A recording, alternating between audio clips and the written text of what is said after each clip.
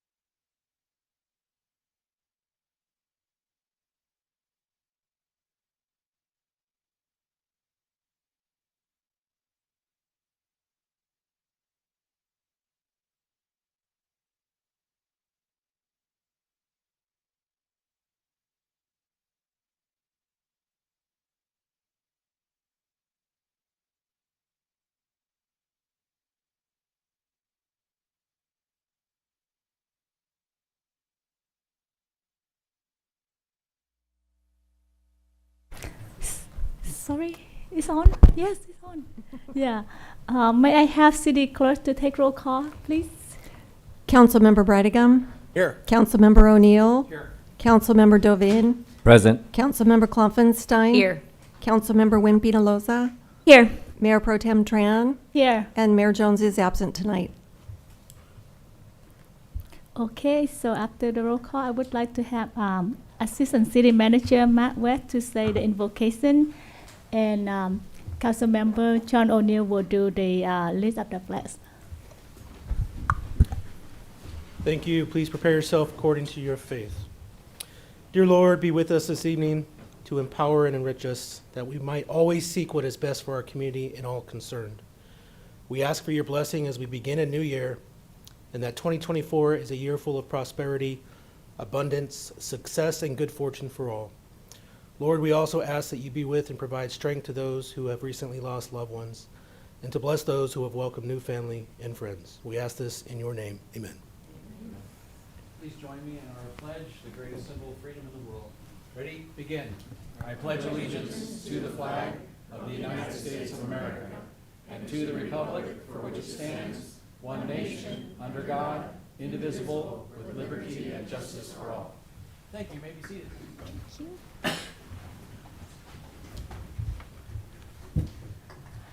So tonight we have two community spotlight on the agenda. City Clerk, would you please read the community spotlight title? Item 1A is Community Spotlight in recognition of Nancy Caruso, founder of Get Inspired, for her ocean conservation and restoration efforts in Orange County. And Matt West, the Assistant City Manager, will give that spotlight tonight. Thank you. Tonight, the Garden Grove City Council would like to recognize marine biologist and founder of the nonprofit Get Inspired, Nancy Caruso, for her ocean conservation and restoration efforts in Orange County. I'd like to invite Nancy Caruso up, please.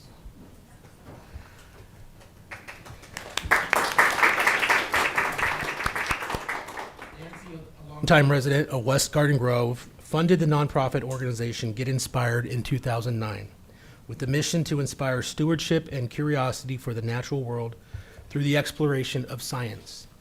One of the many programs she leads is the Orange County Ocean Restoration Project. Introduced in 2002, the project aims to restore the kelp forest ecosystem by involving the community. Within 10 years of starting the Orange County Ocean Restoration Project, Nancy and community volunteers successfully restored Orange County's kelp forests, which had previously disappeared. Nancy accomplished this by teaching students how to grow kelp across 45 schools in Orange County, including 6 in Garden Grove, and training volunteer divers to plant kelp underwater. To this day, she has taught more than 13,000 students to grow kelp, green abalone, and white sea bass in their classrooms, and trained over 450 volunteers on restoration efforts along Orange County beaches and underwater. When asked what she enjoys most about her conservation and restoration efforts, Nancy said, "I enjoy working with the community to solve environmental problems."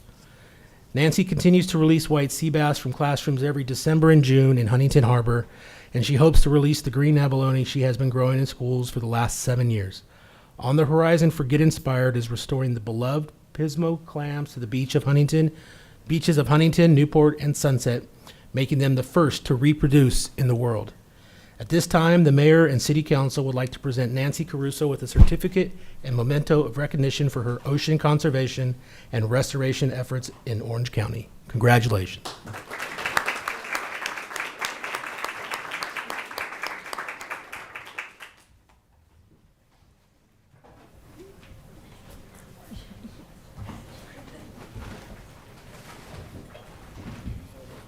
Just in case any of you don't know what those things are. This is an abalone shell, and this is what kelp looks like. We have now in Orange County, thanks to all the kids and volunteers that helped to grow it. So I wanted you all to see what that looks like. How long would it take for one that size? This is probably a 40-year-old abalone. Yeah. And you can buy them in H Mart still, Garden Grove. They're farm raised, so you can still eat them, but they're just so you know, they are farm raised now. Okay. We're going to get a photo first, and then you could say a little bit more on it.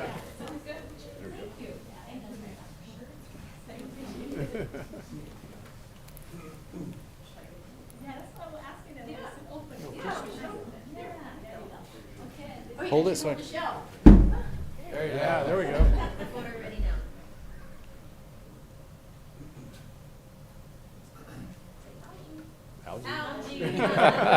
Abalone. Abalone. Thank you very much. I'll put that in my shell. Thank you. Appreciate it. Okay, I'll put that on top. Now, can I say a couple Yeah, oh, words? sure, yeah. Okay, thank you very much. I'll take that. Thank you. I'll give you that too. Thank you. That's my husband, Tom. We're both West Garden Grove residents for the last 25 years. So thank you, Mayor Pro Tem Cindy Tran. Distinguished members of our community, the police department, thank you so much for your service. And thank you to city council members for this honor. I appreciate it very much. It's been a dream to be a marine biologist since I was 10 years old, when I was inspired by my 4th grade teacher, Mrs. May. And I've tirelessly worked on that goal my whole life. There's very few jobs in marine biology, and it doesn't pay very well. And we just don't value the ocean enough quite yet. And I know this firsthand. You might be surprised to learn that our state is still very slow on progress to protect and conserve our coast. Did you know that in just 2 minutes, you can get online, and for $61.52, you can buy a fishing license to take from the ocean every single day? But there still isn't a pathway for people like me to do restoration in the ocean. It just isn't part of our culture yet to want to restore things. You would think in California that would not be the case.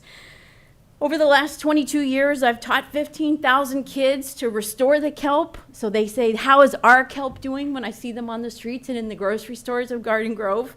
At schools like Santiago and Pacifica, Bell, Lake, Ralston, all in Garden Grove, thousands of students who participated in this project to help me grow these species, and the 600 volunteers who helped me plant them in the ocean. I've had to fight, actually, to do this work in California, and that's where there really isn't any other people who do it.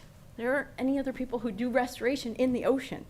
So I had to get 7 permits, for example, to plant the kelp in the ocean along the Orange County coast, including from the State Lands Commission. I had to lease the land from the state to plant the kelp on.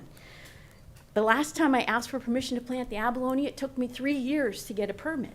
And I was told by the director of the Department of Fish and Wildlife that it was the groundswell of public support that I had from students and citizens writing letters and calling their representatives and asking for help from the community to support the project that actually got the permits passed. So I'm about to ask for permission to plant 6,000 green abalone along our coast. And I hope that I can come back to my city council here in Garden Grove and ask for your support in getting that groundswell of public support again to help with the permits to get that done. There's students right now, I just delivered abalone today to several classrooms here in Orange County, so they're helping me still to grow these species and learn about them every day in their classrooms so that they can become stewards for our oceans.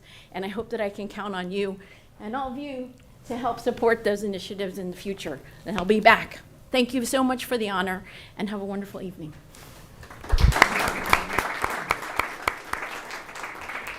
Thank you very much for sharing that. And I'm not sure if our city could see in the room we have the officer here in their soft uniform and ready for the next spotlight. So please go for it. Item 1B is a community spotlight in recognition of the Garden Grove Police Department Special Resources Team for their continued efforts in addressing homelessness. And Mr. West will give that community spotlight. Thank you.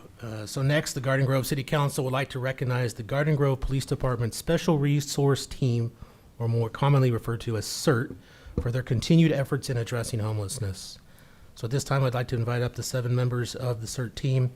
So with Sergeant Jeff Brown, Master Officer Steve Ortiz, Master Officer Chris Shelgren, Officer James Bloom, Officer Troy Bowman, Officer Hector Ferreira, and Officer Jesse Lucatero.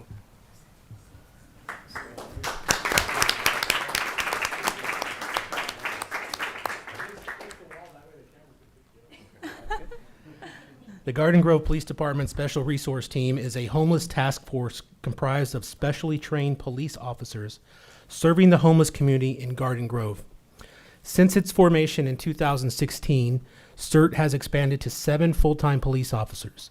The CERT officers receive additional training in communication, de-escalation, and mental health.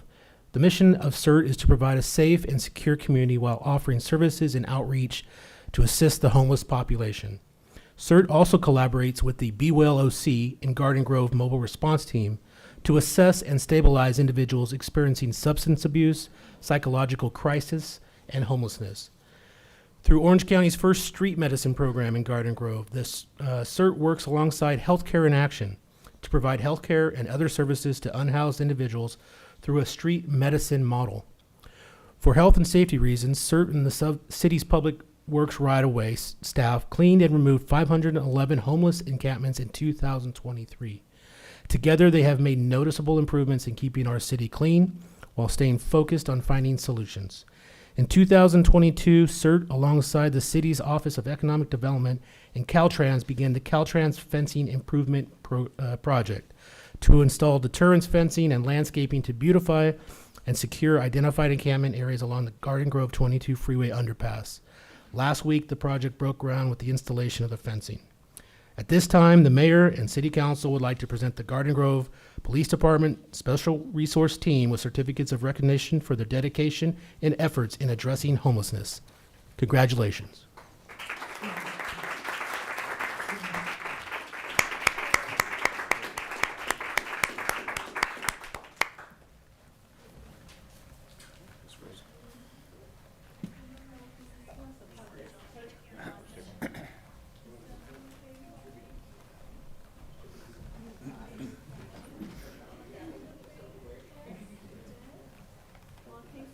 All the hard work that you guys do, I get to see all of you and experience what you have to go through. That's just amazing. And thank you for your support whenever I need you guys to be, tag along. So thank you. This one for you. This one here.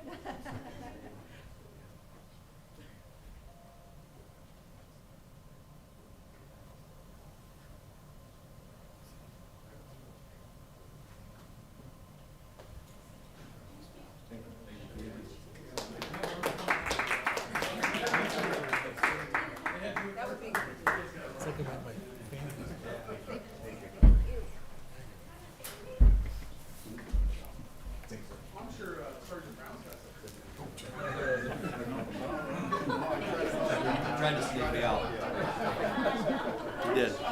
He did. I'll try to make this brief. On behalf of the Special Resource Team, Mayor Pro Tem, members of the City Council, our sincerest thank you for this honor. The team is extremely humbled to be recognized in this way. We'd like to express our thank you to all of you, as well as City Manager Lisa Kim for her support and collaboration with our team on a daily basis. We'd really like to thank Chief Amir Alfara for his undying support in our unit, his belief in all of us.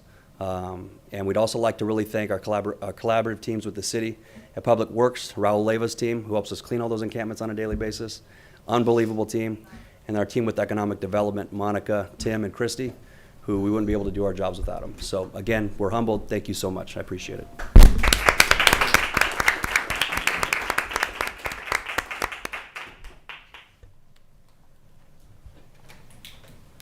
Thank you. So the next part is the oral communication.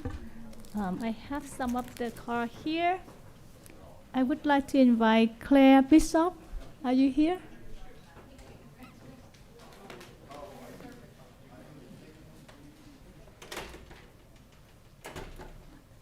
Good evening. I'm here to talk about the Medal of Honor trail that we have in Garden Grove. I don't know how many of you have walked on it, or you're all familiar with it. I just discovered it myself, and I love it for walking, so you don't have to be in the street.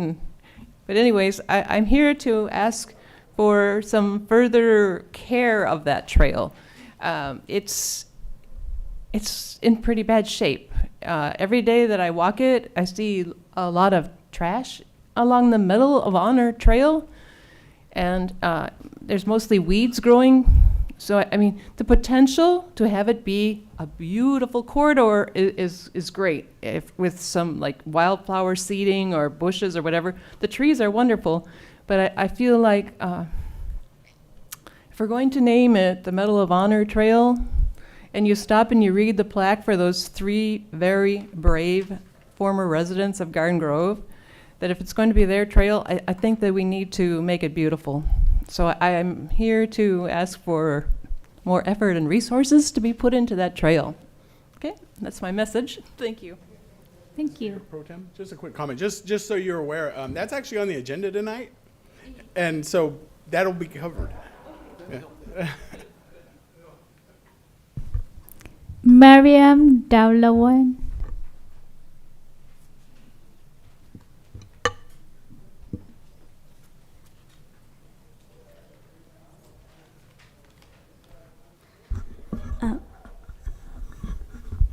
Sorry. Hello, I hope everyone's enjoying themselves today. I'm Mariam Dalawar, Hub Coordinator with Sunrise Movement OC and a lifelong resident of Garden Grove 2nd District. As you probably already know, the Sunrise Movement is a youth environmental organization trying to save the planet from climate change while also improving the economy. As someone who's 15 and too young to drive, I rely on other modes of transportation to go to places when my parents are busy, like biking. However, it's really hard to get around the city on a bike since it's too dangerous driving next to cars and we don't really have good bike infrastructure. We have taken the first steps by making bike lanes on some major streets, and I thank you very much for that. But I should be able to use public transportation, like taking the bus. But the reason why I don't really take the bus is because there are usually unhoused residents around bus stops. Not all the bus stops, obviously, but enough that my parents don't feel that safe with me going alone. And now this may seem like a pretty complicated problem, but there is one solution that will work to solve biking problems, public transit issues, and homelessness in the city. So a legally binded climate action and adaptation plan, or a CAP, is something the city can implement to stop climate change and boost the local economy and support local businesses. A CAP is a way for us to upgrade our infrastructure and make it more environmentally friendly, such as having protected bike lanes on major streets and making all the buildings in the city run on clean energy, and also create thousands of good union jobs. There would also be an adaptation aspect to the plan, and this could include changing up zoning laws to allow for denser housing, obviously not like those high rises or skyscrapers, as those are not in the character of the city, but having mixed-use areas with low-income housing will support local business owners, help homeless residents find a place to live, and also meet the housing goals imposed by the state. And if you think about it, by freeing up more land, we can build more parks and plant more trees that will beautify the city and in turn make Garden Grove an even better place to raise a family and improve our quality of life. And I know you're probably thinking that this is going to cost a lot of money, but yeah, it is going to cost a considerable amount, but probably not as much as you would think, since the state and federal government have over $369 billion, not million, but billion dollars that they've allocated for climate action, and the city can tap into that funding, and they can use it for local projects like making protected bike lanes, planting more trees, and retrofitting buildings. Sunrise Movement OC really wants to help out in any way possible to try to get a legally binding climate action adaptation plan soon, and we'd love to meet with you to discuss any way we can assist. Thank you so much and have a great evening. Lisa Bondarchuk. Sorry, I'm not so sorry to say it right. Yeah, how did you say? Bondarchuk, it's Ukrainian.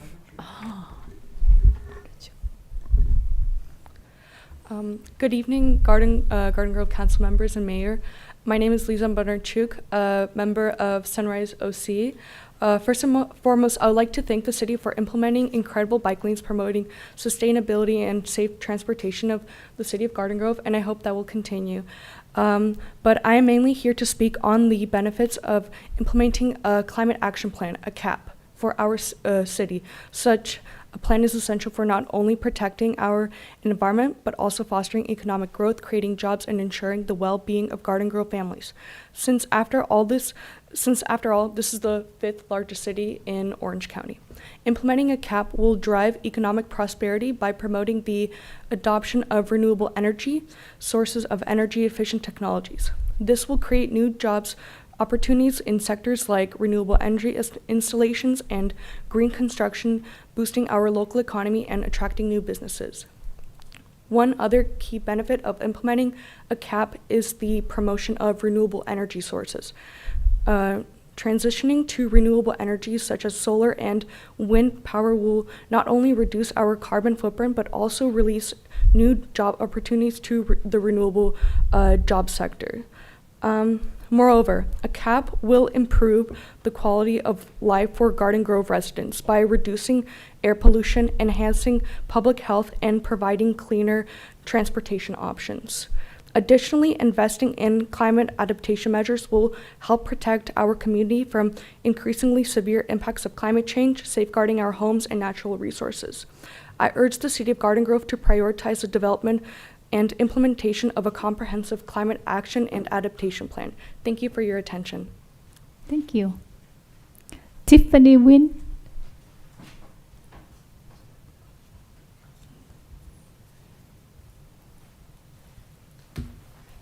Good evening, council members. My name's Tiffany Lewin, and I've been a resident here at Garden Grove for over 20 years, and I'm also part of Sunrise Movement OC with Lisa and Miriam. We are urging Garden Grove City Council to develop a legally binding comprehensive action plan, and that plan should include the following. Garden Grove should join the Orange County Power Authority, helping us shift to 100% renewable energy. By joining the OCPA, Garden Grove residents will be empowered to choose where their energy comes from. One plan offers a 44% renewable energy choice that is cheaper than Southern California Edison's rate, and another plan offers the choice to opt in for 100% renewable energy. As a resident here of Garden Grove, and I'm sure many other residents would also be interested, we would appreciate having that choice in Garden Grove. The second aspect of a climate action plan that we'd like to implement is that Garden Grove invests more in efficient public transportation, EV infrastructure, and complete streets. Doing so will reduce air pollution, reduce congestion on the roads that I'm sure many of you felt today coming here, improve community health by encouraging walking, and make spaces more accessible for people who aren't able to drive. We appreciate the bike lanes that have been made, but we need a more cohesive transit system that is safer for folks to use.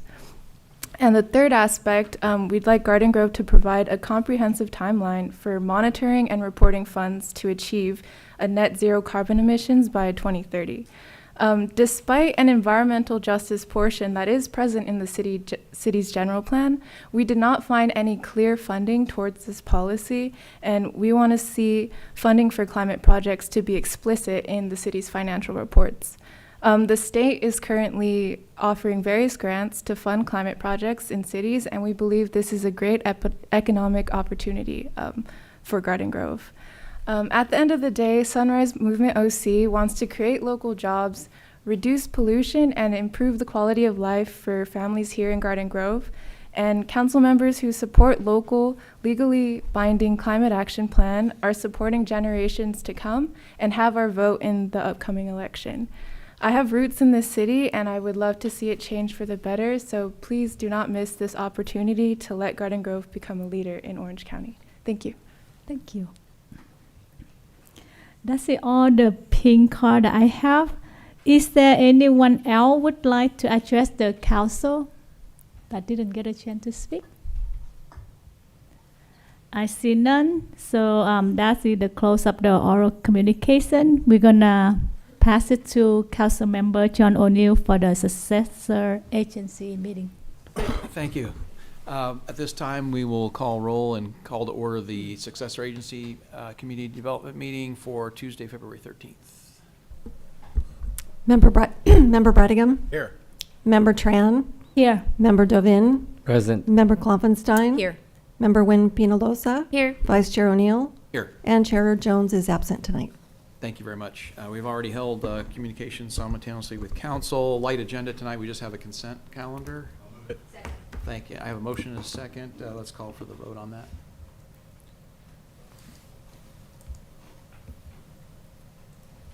Motion received, 6 yes votes. Any matters from agency members? No. Seeing none, we'll go ahead and adjourn that meeting till the next regular meeting of February 23rd here in this room. And I'll go back to council. Thank you. Next part is the consent calendar. Anyone would like to pull an item from the consent calendar? Move to approve. Second.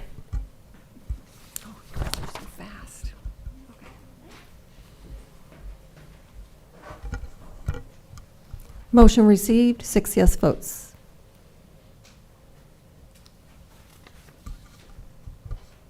Okay, the next part is the public hearing. Item 4A is a public hearing. It's adoption of resolutions for approval of a mitigated negative declaration and mitigation monitoring and reporting program, General Plan Amendment Number GPA 001-2023, Site Plan Number SP 127-2023, and Tentative Tract Map Number TT 19273 for a 30-unit residential townhome project, and the introduction and first reading of an ordinance approving zoning amendment number A 036 2024 entitled, An Ordinance of the City Council, of the City of Garden Grove, approving zoning amendment, A036, 2023.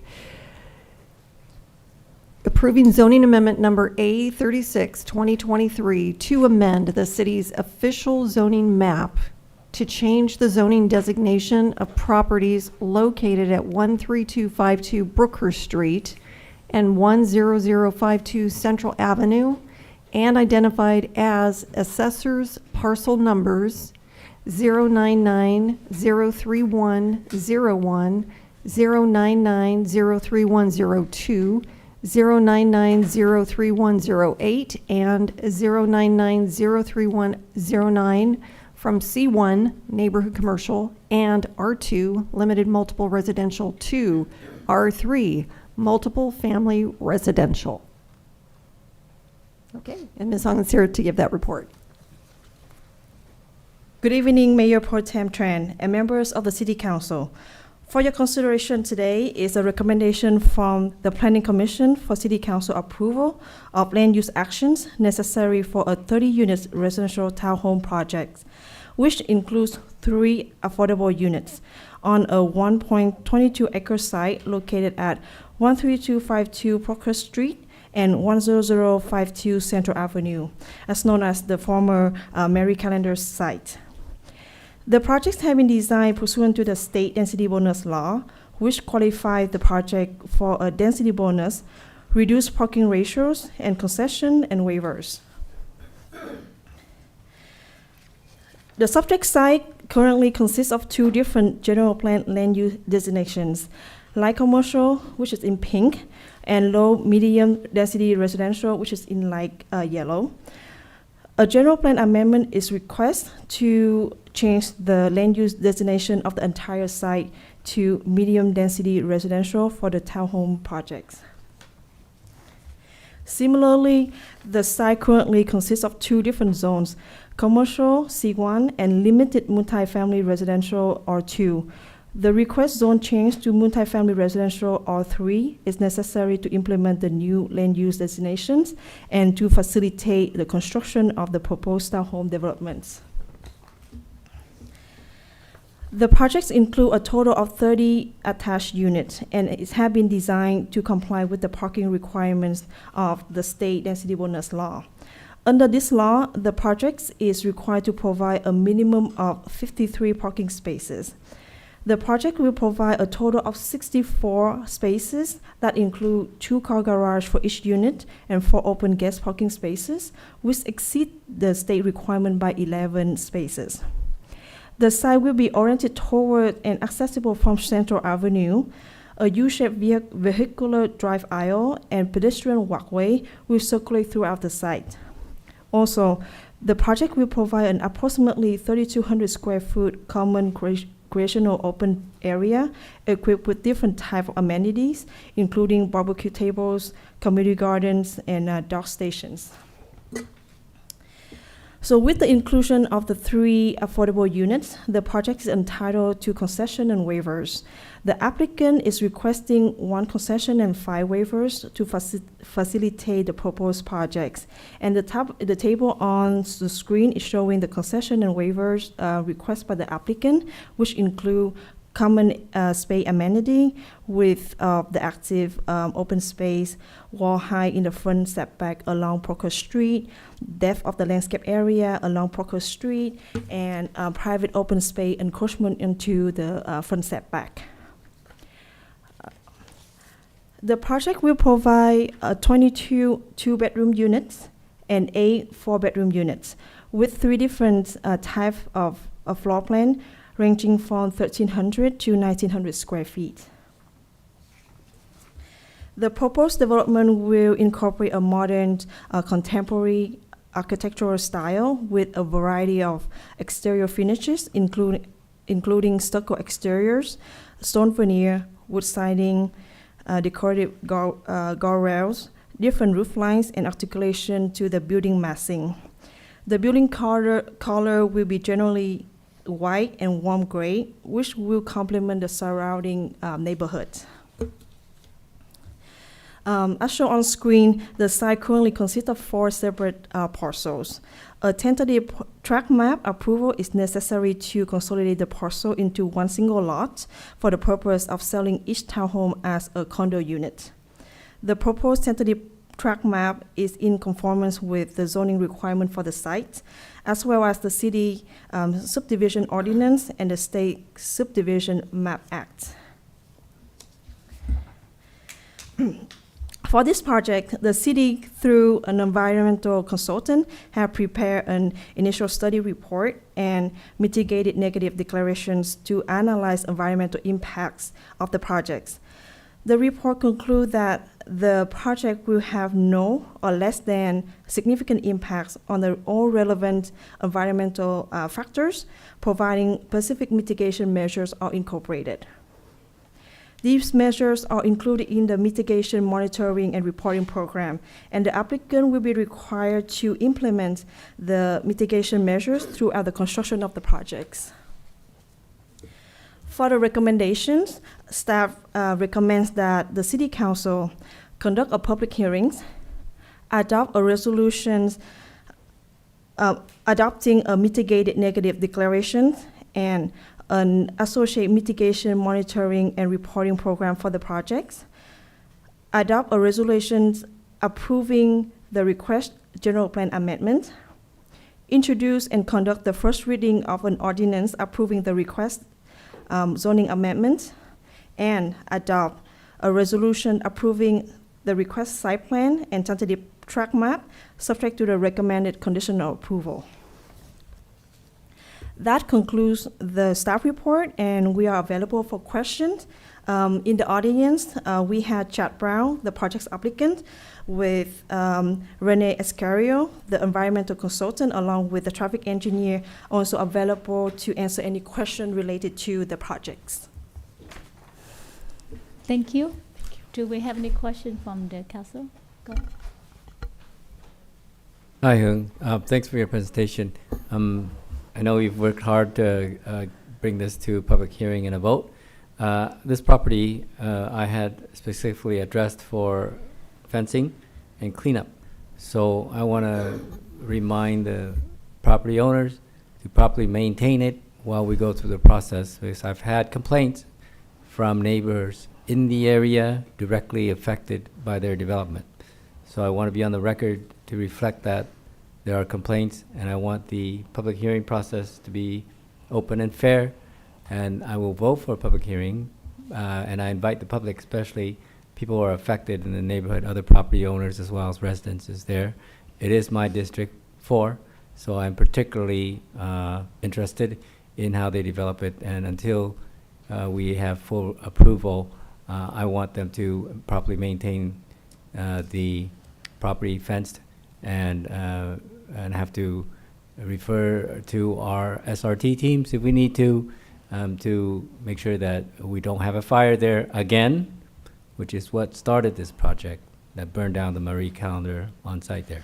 So we are watching very closely this project. I only want to know if it's been through Planning Commission, if they voted it up or down, and when the public hearing will happen, so the public will have an opportunity to weigh in on this development before our final approval for development. Thank you. Yes. Yeah, I just had one question. You showed on the slide, I think it was 64 parking spaces required by the state law under the density bonus provisions. What is the allocated number without density provisions for a project of this size? I think that's of concern when we have probably over 100 people moving into a small area that used to be a restaurant, and that's going to directly impact the neighborhood if we don't have adequate parking. I get that under the density bonus laws we have to basically go along with it, but I'm just curious at what an impact this is going to have beyond that. So I know 64 under the density bonus, but what would it be without a density bonus? Thank you for the question, and I'll try to answer that. We did do a little analysis before this meeting regarding if there was not affordable units, what the parking requirement would be if we were just using our code, and it would require 89 parking spaces. So it was actually 53 spaces that would be permitted utilizing state density bonus, and they're providing 11 more than the bare minimum that would be required for the state for this project. And I know when I was on the planning commission, we used to have a workaround on some of this to kind of ease the problems to the neighborhood, where we would make it a condition of approval to have it implied in the CCNRs that the garages are used for parking. What traditionally happens is people store a bunch of stuff in their garages, and then they're parking out on the neighborhood streets and the adjoining streets. Doing that, because kind of without that provision, this is a lot less than 53 spaces, because quite frankly, at least half of them are gonna fill their garages up with stuff, and everybody's gonna be parking on that streets, the adjacent streets. So I know prior planning commissions had done that, and I want to know, was that done in this project? We have a condition in the conditional approval require that the garage is for store vehicle, but not to be converted into a living area. But nothing that says they have to park their cars there. That's our condition of the standard conditional approval that we have in the past for similar housing projects. So I'm confused. What's the answer? Is it in the CC? Is that a condition of approval, or is it not? It is a conditional approval for the storage of the vehicle, but not in the CCNR requirement. Yeah, I think that would be a good, because then the neighbors that live there can police themselves, and the city doesn't have to get that involved with it, and it doesn't make the community have to deal with hundreds of cars parking in their neighborhood that didn't used to be there. And thank you for that, Councilmember Brightigan. We'll look up the exact condition of approval, and then we may also want to ask the applicant. It is fairly standard these days for homeowners associations to have that condition in their CCNRs, even if we're not requiring it. But we can double check with the applicant, and we'll look for the condition as well. If we don't, if we approve this, it goes forward without that condition, period. So my suggestion is we approve it and make that condition now. And I think Councilman Jovan, he's the one that's gonna have the most to lose here, because he's gotta deal with all the complaints. So I think if we made that added condition to our motion, then we don't have to set this back. We can just go forward with it and address the potential community concerns that could come out of it. And if I may, I did find that condition. It's that all units shall maintain the ability to park 2 cars within the garages at all times unless otherwise permitted by state law. Garages shall not be converted to any other use.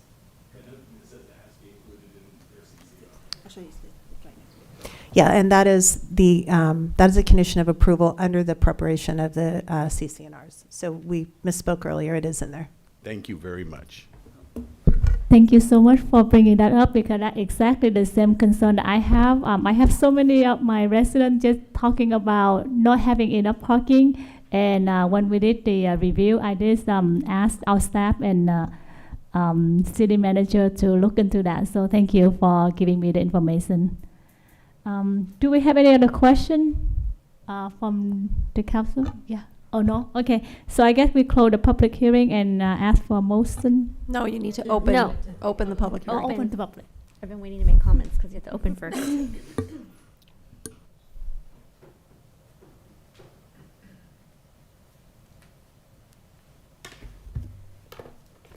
Good evening.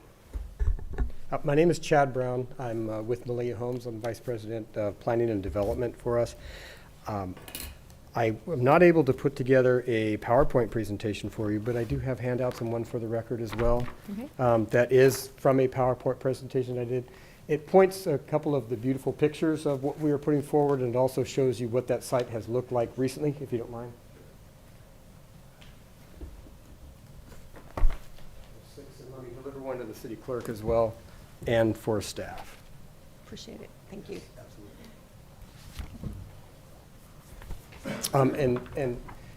Councilman Bredegam, I do want to get to some of your comments about the site, as well as Councilman Dovin, with you as well regarding some of the community input and so forth that we did go through with this project to begin with. But as you know, and as staff has presented, this project is the former Marie Callender site as well as a vacant site that is directly adjacent to it. We, as Malia Homes, have been engaged with the property owners of the Marie Callender's and the other site for nearly 2.5 years now at this point. So I'm very happy to be in front of you tonight on the positive recommendation that the Planning Commission provided to us on December 7th for this project after a thorough review. But also, I do consider this site as in its current condition, and especially before the building was removed from the site, that it was a blighted portion and a very important corner, so to speak, along the Brookhurst corridor. We negotiated with the property owner as a result of the second fire that took place, and Malia Homes was responsible to basically take the lead in removing the Marie Callender's building from the site at risk of this application being approved and or moving forward. I did work with members of your team that were here earlier about helping to remove the homeless and their cats that they had on the site from the properties during that period. So we understand the value of that, and we want to be a good neighbor with it. We will only move through and purchase the property. Our purchase is obviously contingent upon approval from the City Council of the map and the development plan moving forward. Otherwise, I really can't answer what the restaurant owners, the baseline property owners of that property would do with the property if we don't move forward. But we as Malia Homes have a good track record with the City of Garden Grove. We developed, you may recall, some of you may have been involved in it, the project over on Brookhurst and 11th Street. There was a care facility over there on about the same acre size. It was a 31-unit project we called Bria. It was located on 11th Street. Different zoning regulations for the R3 were in place at the time, but that project received nothing but praise from members of the city staff as well as from the community, and it sold very well and was very well received. If you're not familiar with it, it's just west of the intersection of Brookhurst on 11th Street. And it's called the Bria Community. I'll remind you, as staff pointed out, that the Planning Commission did unanimously approve this project on December 7th, and I do ask for your approval tonight. The PC, the Planning Commission, did appreciate there was a lot of discussion about the community input and the community meetings that we held. Not only did we hold a community meeting on, I think it was in September or July. I don't recall exactly off the top of my head at this point. But we held a community meeting here in the community center. We had one family show up, and they were from about approximately a block and a half away. Their concern was addressed to parking and the overflow and so forth, but we were able to explain to them that there will be a homeowners association in place to ensure that garages are maintained for parking of vehicles and not for storage or conversion. In addition, they were supportive of the redevelopment of the site from the community aspect. I was surprised that more people didn't show up to that meeting. It was very well advertised, and again, there was only one couple that came into the meeting.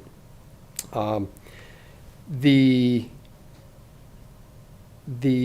addressing of the parking in the garage and so forth, we accept that condition. We've reviewed the conditions of approval and do accept as they've been recommended by staff.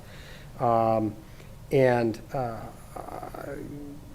ready to answer any questions that you may have. If you have a chance to go through the packet that was distributed to you, it provides a little bit of perspective of what the site looked like in the past as well as present.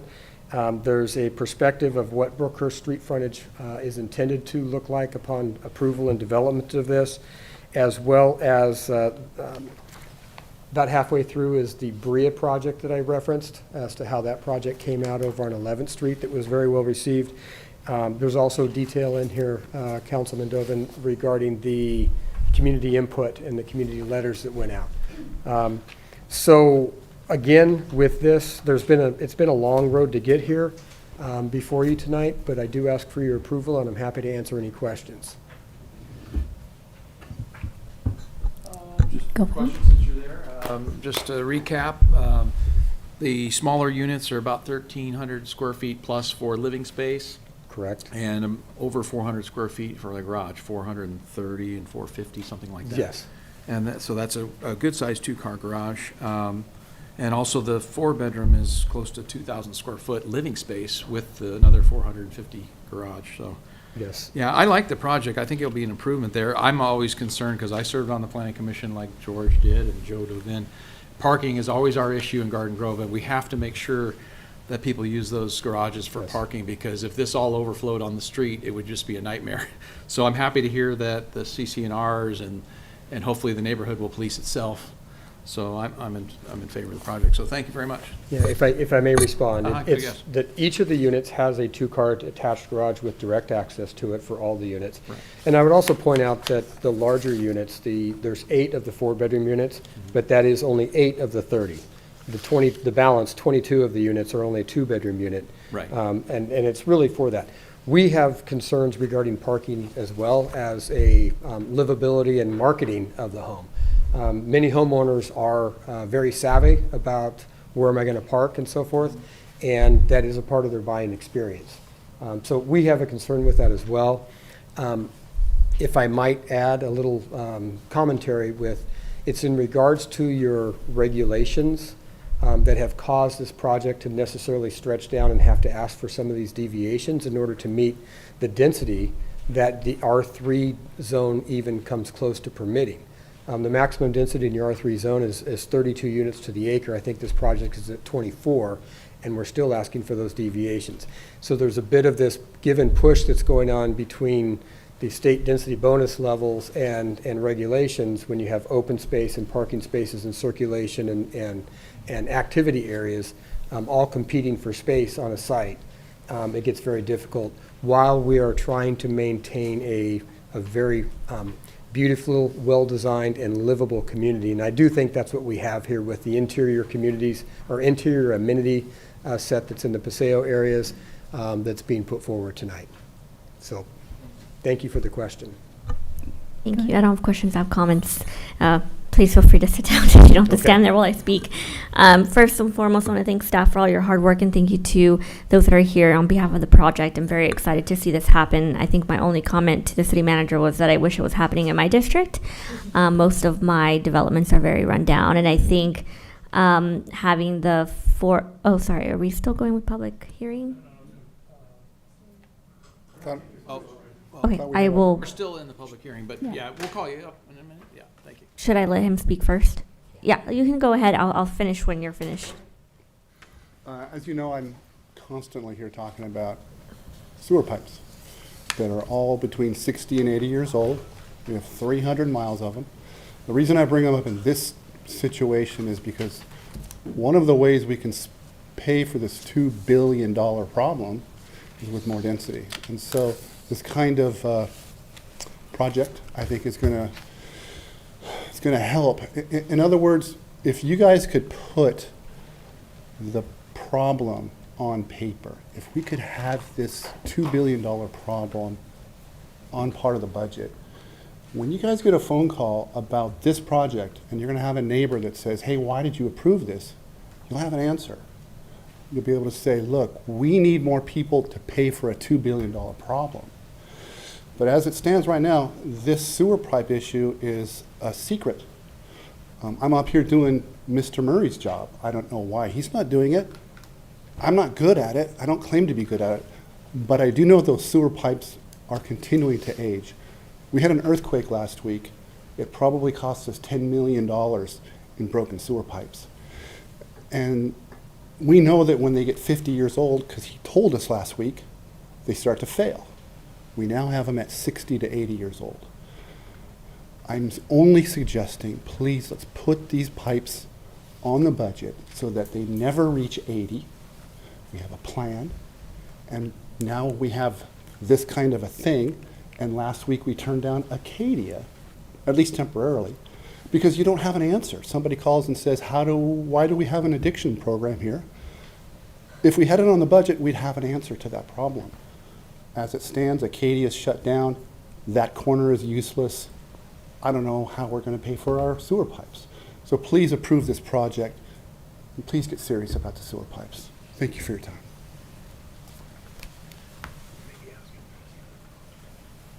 Hey, can I continue? Yeah. Back to me. Okay. I was saying that I wish it was in my district. A lot of the existing housing in District 6 are not as nice as this. And I was really depressed when I heard that the garage was 400 square feet because I just realized my condo is only 548 square feet. So that was great. But what I really want to say is that we don't particularly have a parking problem, we have a housing problem. So by building more housing, we're allowing for people who are doubled and tripled up to no longer be doubled and tripled up, which would alleviate parking in our city. And I think if we're going to continue to have parking issues in that specific neighborhood, which I'm very familiar with because I frequent the Enterprise and the Hertz rental car place there, I have to park on the street and I know that there's a parking issue, is that the residents are not parking in their garages, they're parking on the street because they're using their garages for whatever they're using it for. So I don't want to knock this project before it's off the ground. I believe that the intent of the project is there, that the parking is reasonable, and that the individuals who will be purchasing or renting or looking to live here will be cognizant of the fact that there's 2 parking spots available.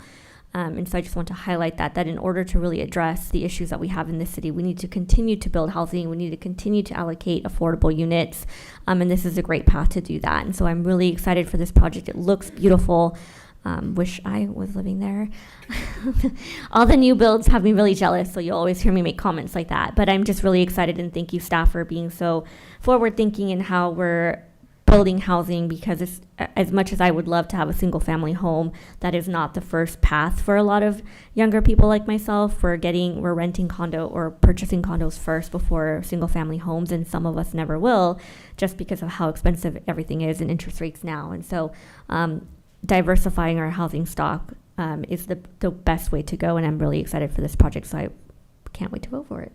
Thank you. Councilmember Stephanie? Thank you. Just a quick comment. I'm very excited to see this project move forward. I support it. It'll be wonderful to see this blighted area kind of bloom and become something new and beautiful again. I noticed in the staff report you talk about community gardens within the project. I think that's a really unique idea to have that as a part of this, and I hope the community enjoys that. Thank you. Councilmember Chudovin? Thank you for speaking on it, and thank you, Chad. I think it's a little bit early to congratulate you, but I know that you've been successful in other projects like Brea, which I drive by a lot. I know that it's doing very well, and I'm not knocking it for what you're doing, but I just want the property owners to be responsible. And there are a lot of obligations all the way through to the final development, and I would like to see it as approved for sale, not for rental. That it'll be the condos for sale. Correct. In the CCNR and the HOA, because it's a wholly different category if it's for rent. Then it triggers a lot more of the parking issues. So I'm a little bit more comfortable that it is for sale, and I do want it to be the envy of other districts. And so thank you for weighing in on that, Councilwoman Gwen Penalosa. And I do think that we need more in our town, in Garden Grove particularly, and around Orange County. So if you've built in other cities, I think it all contributes to our affordable housing needs. And when we vote on this, we're also kind of setting a precedent and kind of inviting more development, because what we're voting for is a zone change. And most cities are not very favorable with spot zoning. This is what it is. It's a zone change. It is spot zoning, and it will set a precedent. And if we open up that door, I want more people to come through and put in for similar projects like this, because I think you are part of the solution long term. So when I'm speaking to the project with my concerns, it is to shepherd the project through to a successful conclusion that will set an example for other developments in our city and in our county. And so I don't want to just speak to one project, but it may start a healthy trend. We are under mandate housing element and so on to have higher density, to have more affordable housing. So this is very conducive to retaining our millennials. People are going to need entry-level houses, and they can't buy million-dollar homes. Maybe this is one of the solutions. So we welcome it as long as the developers and the property owner approach it responsibly, and the residents know that this is better for our city. So that, as you see, only a couple of people come and raise some concerns, and those concerns were addressed. So I don't see more concerns other than solving several issues all at once, including blight. And the property that is adjoining, which is being consolidated, has suffered from blight for many years, long before the Marie calendar burned down. So there's multiple concern that that corner, which is within walking distance from my house, 5 minutes walking distance. And when it burned down, a lot of people were suffering from smoke, and I had projects in the area that I had to shut down because of the fire. So whatever happens there affects the rest of the neighborhood, and I want you to represent that to the property owner to the successful conclusion of this development, and that it'll be exemplary, so that there will be other projects that we can approve on with confidence that we're doing the best for our city, including more taxes to fix our sewer problem. And I'm all hands on deck here with the sewer deficiency issues. I'm a developer. I know that stops a lot of development when you have sewer deficiency. And yes, our sewer systems are going on 50, 60, 70, 80 years. And we do need this better development density so that we can solve problems long term. Long before I'll be off council and probably dead before we solve some of these problems majorly. But let's start doing it one project at a time. So thank you for coming in, and I truly encourage. I know this is not easy. This is a lot of work. Okay, I've tried this. It's not easy.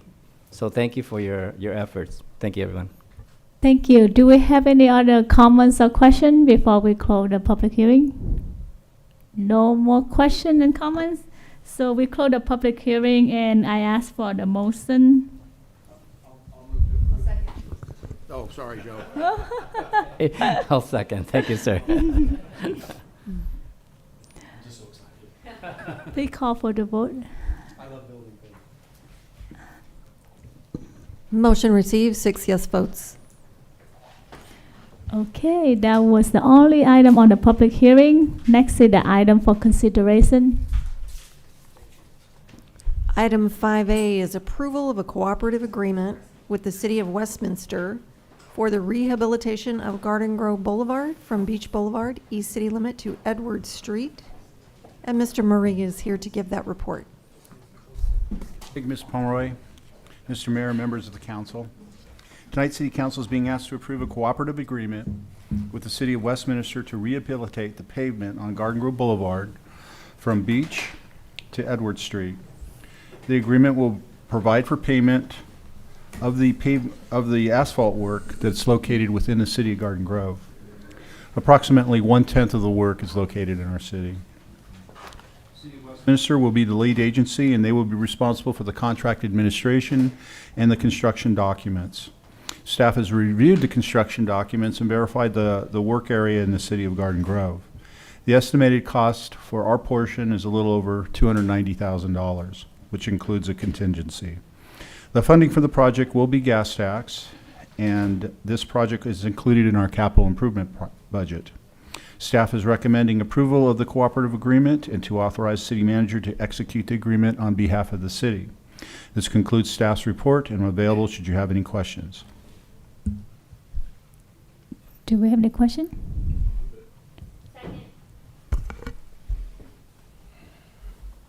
We call for the vote.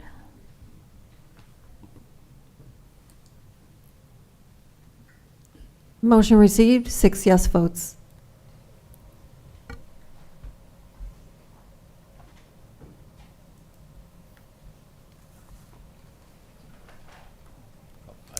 Okay, item Next 5B. item? Yeah. Item 5B is adoption of a resolution approving participation of the Clean California Local Grant Program, authorize appropriation of funds for a local match for the program, and approval of the Caltrans Restricted Grant Agreement. And there will be someone here shortly to give that report.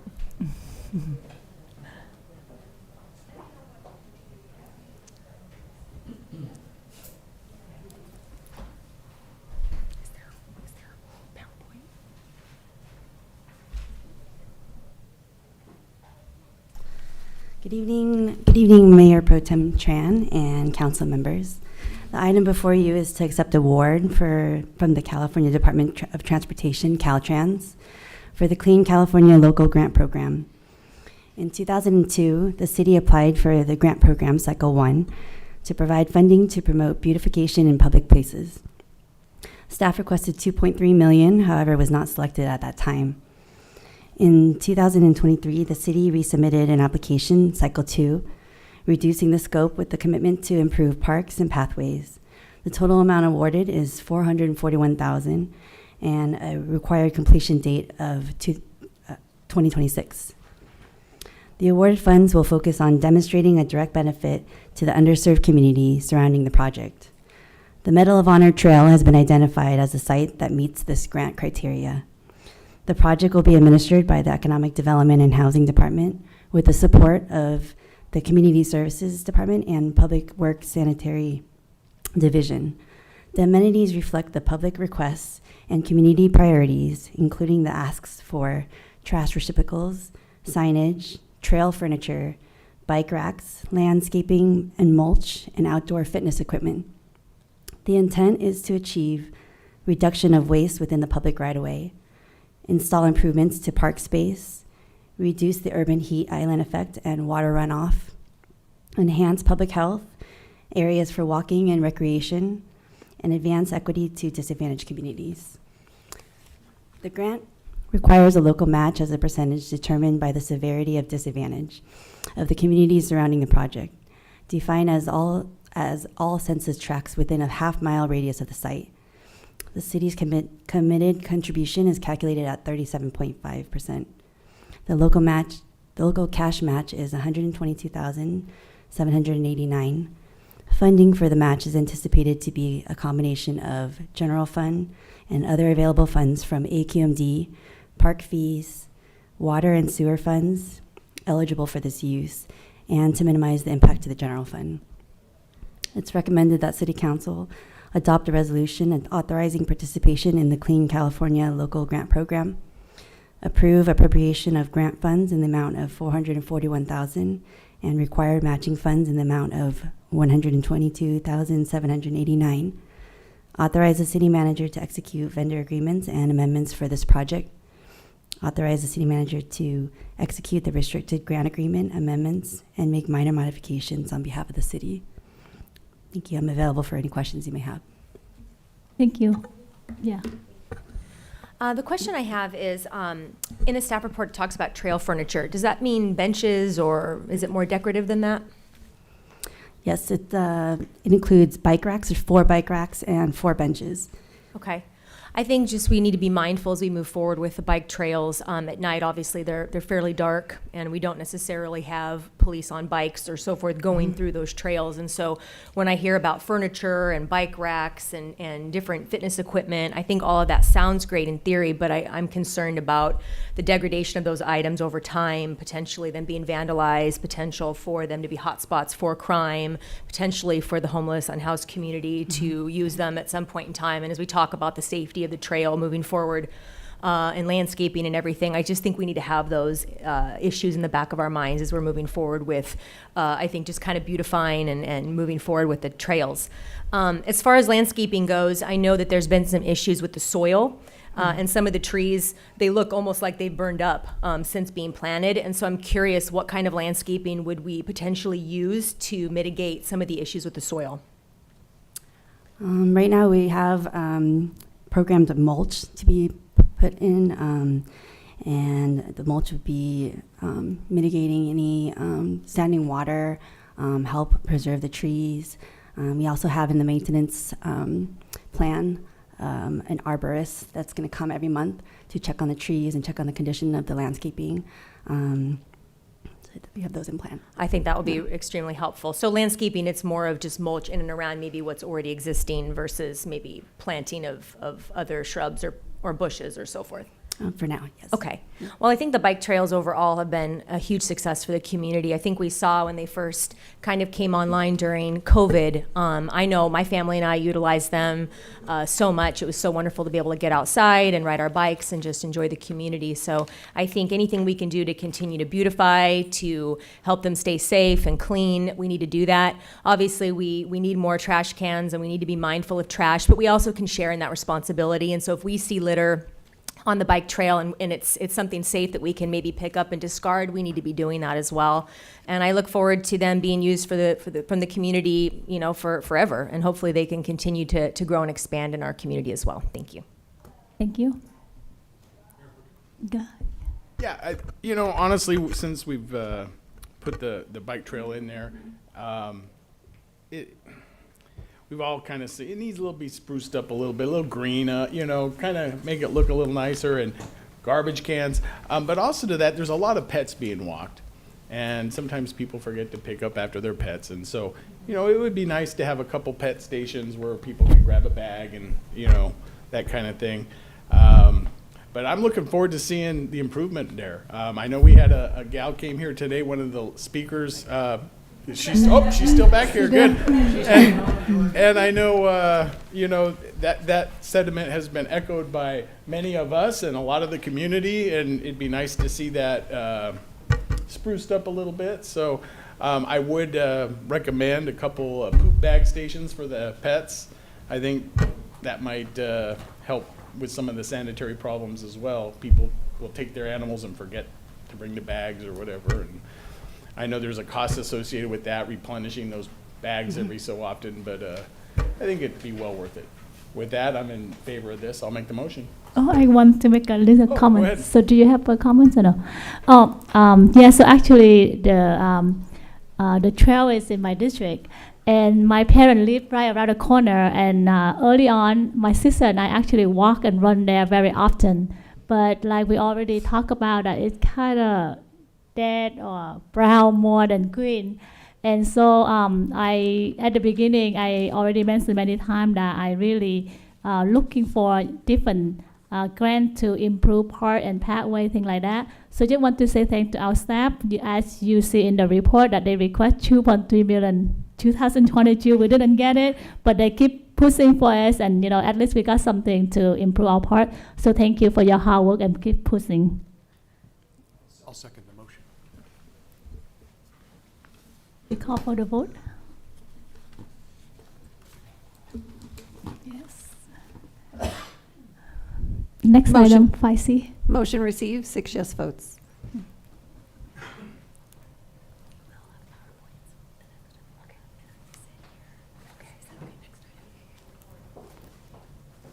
Item 5C is approval of an agreement with AAA Oil Company doing business as California Fuels and Lubricants to provide fuel and fuel management for city vehicles and equipment. And Mr. Murray is here to give that report.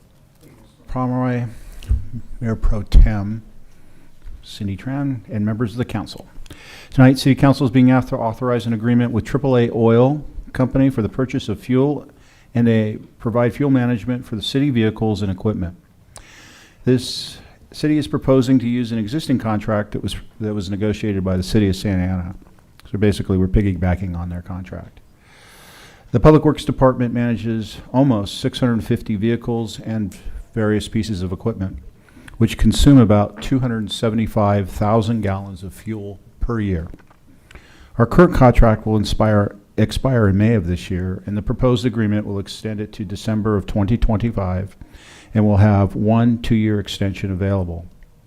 The cost will use hourly fluctuating price for unleaded and renewable diesel, plus an appropriate markup for delivery. The fiscal impact will be $1 million per year, with 3 1-year options for a total of $4 million, and that will be charged to the fleet operation budget. Staff is asking council to use the City of Santa Ana's bid process and prices, authorize the proposed agreement, and authorize the finance director to issue purchase order to AAA Oil Incorporated for $1 million. This concludes staff's report. I'm available should you have any questions. Councilmember Chodovin. Oh, just a quick comment. Thank you, Director Murray, for the presentation. I did learn from Agenda Review that this is a local Garden Grove business that we're contracting to. So I absolutely encourage that other businesses to step forward when we have a competitive bid for contracting. And I think we even spotlighted the owners of this business. So I welcome that, and I agree with the rate comparison of Santa Ana. They're next door, and I don't see any variation from that. So it's a competitive bid, and I'm going to approve it. That's it. Thank you. Thank you. We have a motion. I'll make a motion. Yeah. I'll second. Thank you. Call for the vote, please. Motion received, 6 yes votes. Thank you. Next item, 5C, or 5D. Item 5D is adoption of a resolution authorizing an application for OCTA Community-Based Transit Circulators Program Project V funding. And Mr. Blodgett is here to give that report. Good evening. Tonight we have a resolution, and I have it on screen here for. Can you hear me now? Yeah. So we have a resolution tonight to support a new transit program shown on the screen. So the first slide shows the potential to do a new transit system shown in blue. So we have fixed route, seasonal, and point-to-point shuttles. The new system will be all electric vehicles, microtransit, and ride sharing also too. The type of vehicles you see in different cities around, including Huntington Beach and Long Beach, include electrical vehicles such as these that serve 5 passengers, buses, and also shuttles. And the proposed transit route includes the Grove District, OC Streetcar Terminus, Garden Grove Civic Center, Koreatown, and Little Saigon. So now the city, all right, thank you.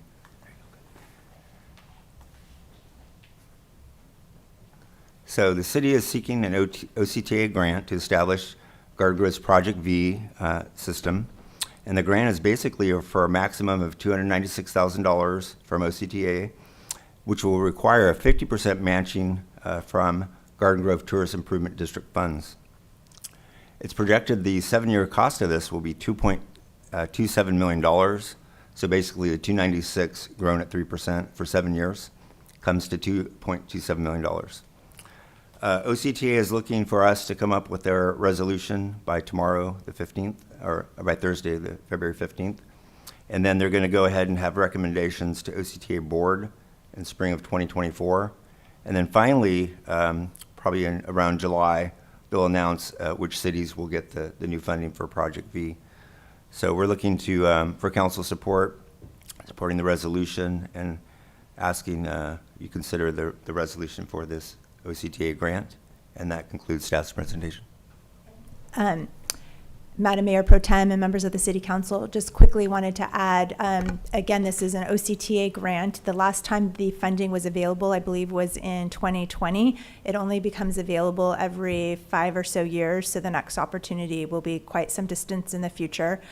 I did want to add that this particular program is for sort of first mile, last mile microtransit. So on the one slide where you saw the different types of programs, many cities in the county have used this funding for trolleys and shuttles. We're looking to do something a little bit different, something to augment our existing public transit system. The bus stop on Harbor in Garden Grove is the most, has the largest ridership of any bus stop in Orange County. And that's largely because there are folks that are being serviced to go to work in the resort district. And generally people are not willing to walk more than a quarter to a half a mile or about 10-minute walk to get to transit. So this is partly a solution to those who live a little bit further than that, who might be able to have employment opportunities in the resort district. They would be able to get there. That's of benefit to the hotels, our hotels in town, as well as tourists might benefit from this as well. But this is really to help the existing transit system So I just wanted to add that. Thank you. Thank you. Yeah, Councilmember Carpenter. Thank you. Overall, I think this is a fantastic idea. I sit on the board of OCTA, and so I love the opportunity for us to have these shared partnerships. And obviously, transit is of a premium, especially along the Harbor Corridor. I like the idea of it not only helping working class families here in our local community, but also helping, I think, kind of bring forth the idea of connecting our tourism corridor to our downtown and surrounding areas. We have a lot of locations that I think could be tourist attractions and are. Little Saigon comes to mind. And so being able to provide that transportation to say to families and people staying on the corridor, hey, we have more to offer here in our city, and it's just a quick trip around the corner, basically, I think is fantastic. So I think this sounds like a great project. Is there any opportunity or way to perhaps, or is it very set in stone, the 7 years? That does seem like a long time.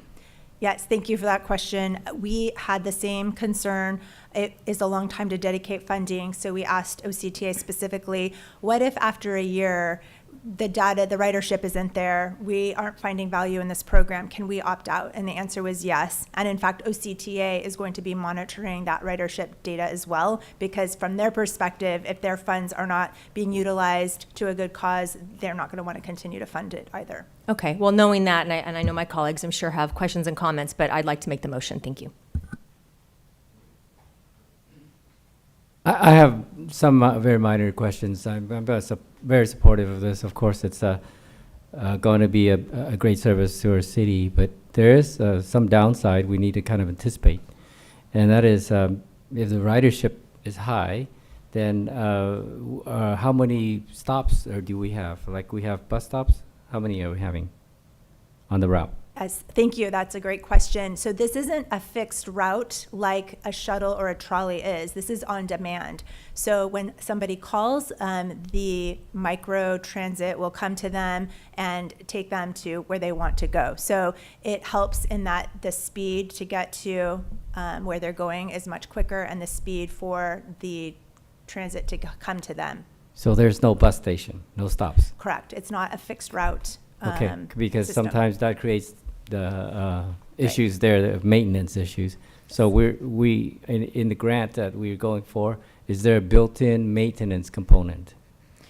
So if the city is successful in being awarded this grant, we will go out to an RFP for an operator. So there will be a private operator operating the system, and all maintenance costs will be part of that. Okay, that's great. So it'll be built in with a contract with whoever's providing, and they're providing EVs, not fuel vehicles.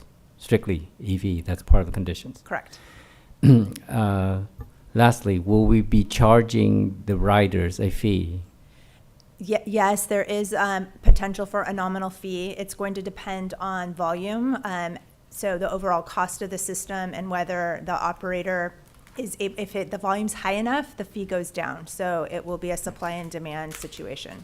Okay, and then can we have advertisements on the vehicles themselves to offset some of our costs, or that's not allowed? I think it's an option. I know with some of the providers and my experience in Huntington Beach, where Circuit was used for microtransit, there was advertising opportunities. So we can negotiate that as part of the contract and get input from the city council on your desire. My anticipation is where it's going to help with the tourism in our area, which means tourist industry business would like to advertise, and that will offset some of our costs long term. So let's say after 7 years and the project is not justified with ridership, do we discontinue it, defund it, or does it get to continue if we can find alternative funding for it? Absolutely. If we find alternative funding and we find value in it, we can continue the program. Regardless of what OCTA does? If we find, yes, if we find sufficient funding. Okay, so I'm going to vote it up. It's one of the situations, I think, if you snooze, you lose, because we got to submit this tomorrow, right? Okay, thank you. Yeah, Councilman Dovin actually asked most of the questions I wanted to ask. Very relevant questions. The cost associated, how does that differ? I mean, this is short term, so you would, the way I vision it is you would take a bus to get to the main bus stop, and then you got to go another 2 miles or 3 or whatever it might be. So I would assume these things are going to probably meet and pick people up close to transit areas where they get off of one bus and go to another? Or is it, I can call it and it comes to my house and picks me up and takes me, 5 miles? You're able to call and it comes to your house and picks you up and takes you a short distance. It's not going to take you 20, 30 miles, but it'll take you 2, 3 miles to that bus or service you need. And the cost associated, it differs per person? It's going to be associated with the demand, so it could be between probably $2 and $6 is the estimated cost. Okay. Yeah, and I think that's a great idea. I hope it's successful. I really do. If the need is there, but I also want the ability to back out if there is not a big need for it. So it's kind of a experiment, I should say, at this point. I like the idea that we can sell ad space to maybe offset some of the costs that Garden Grove is putting towards it. I don't like the fact they're electric vehicles with the problems, obviously, the environmental issues that electric vehicles have, the pollution they cause, the slavery associated with the lithium, all that kind of stuff. I'm not a fan of that, but I think the program is good, and so I will be voting it up. Thank you. Yeah, go. I think this is really exciting, and I would say that I would be hesitant to cut the program after 1 year. I know that there's been similar programs that were more hyper-fixed to specific areas that after a year were canceled, and I think that it takes a while for programs to ramp up, so I really hope that the city does a huge effort to promote this so that it is successful, because I think that's going to be up to how we promote it and how we disseminate that information to our residents, but I think that it's going to be a highly utilized and a much needed service if it's properly advertised and communicated to our community. One of the things that it makes me think of is the city of Anaheim with their several different ride opportunities, but theirs are free. So they have Fran and Eve and Art. So I think that those are things that we should look to for the future for Garden Grove. It makes sense as a city our size and proximity to Disneyland and the resort that we would be looking at things like that, especially for workers. I think for those specifically who work in the hotels, they should be given some sort of pass where they could get this service for free, because I think the issue with a lot of them, especially hotel workers, is they're already working 2 to 3 jobs to make a living, and now we're going to charge them extra just to try to get to work. And so I think that this is a great start. I think $2 to $6 is reasonable. It's only 2 to 5 mile radius. But to think about what is beyond just today and thinking about the true success of this program and not capping it at the knees and assuming that it's going to fail. So how do we make it successful? What do we contribute to make that happen? Because this is necessary, and this is going to be a great way to get more cars off the road if they're able to get onto transportation like this that will take them where they need. Because as someone who had took the bus to get to work, the most annoying thing was having to walk more than a mile to get to the next bus stop, because where I was didn't have the bus to the next place that I needed to go. It also made me late a lot to work, having to rely on public transportation. So I think this is a great gap for that situation, and that a lot of our residents will benefit from. So those are just my comments, and I'm really excited for this. Thank you. I have a quick question. So when will this start if we go forward with this, the service? I think we'd want to make sure we're getting allocated with our funding in July, and then we do the RFP then, and then from there, probably within a couple months, implement the system. So, and what's and what's the maximum capacity for whatever the big bus or big van that they have? Yeah, it varies from the small vehicles being 4, mid vehicle would be 5 or 6 people, and then the small electric buses can only handle like 10 to 12 people. Okay, because we have in our city we have a lot of event at the Cry Cathedral, and every time we have event, there's always packed and big buses. So this would help a lot. Thank you. I think we have Mosen. One quick comment. It would also be kind of good. Our new automotive manufacturer in Garden Grove, Harbinger, they make these kind of vehicles. It would be kind of cool if we could utilize one Garden Grove company to help another Garden Grove thing. Yes. So anyway, just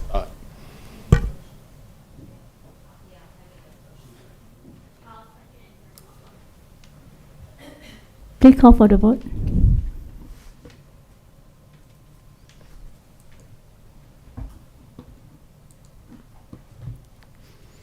Okay. Okay, back. And that's what the Motion received, 6 yes votes. Thank you. That was the last item for consideration. Next item is the ordinance present for second reading. Item 6A is the second reading and adoption of ordinance number 2951, entitled An Ordinance of the City Council of the City of Garden Grove, amending Section 25630 of Chapter 256 of Title II of the Garden Grove Municipal Code pertaining to the composition and appointment of tenant commissioners to the Garden Grove Housing Authority. Second.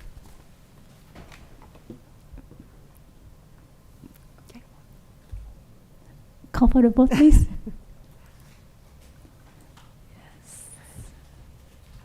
Motion received, 6 yes votes. Thank you. Matter from City Council member and City Manager. 7A. Item 7A is an update on the Central Cities Navigation Center, CCNC, as requested by City Manager Kim, including approval of Amendment Number 2 to the agreement with Borders Architects for architectural consulting services, and approval of Amendment Number 1 to the agreement with Tomco Construction, Inc. for construction of the Central Cities Navigation Center project. And we have staff here to give that report.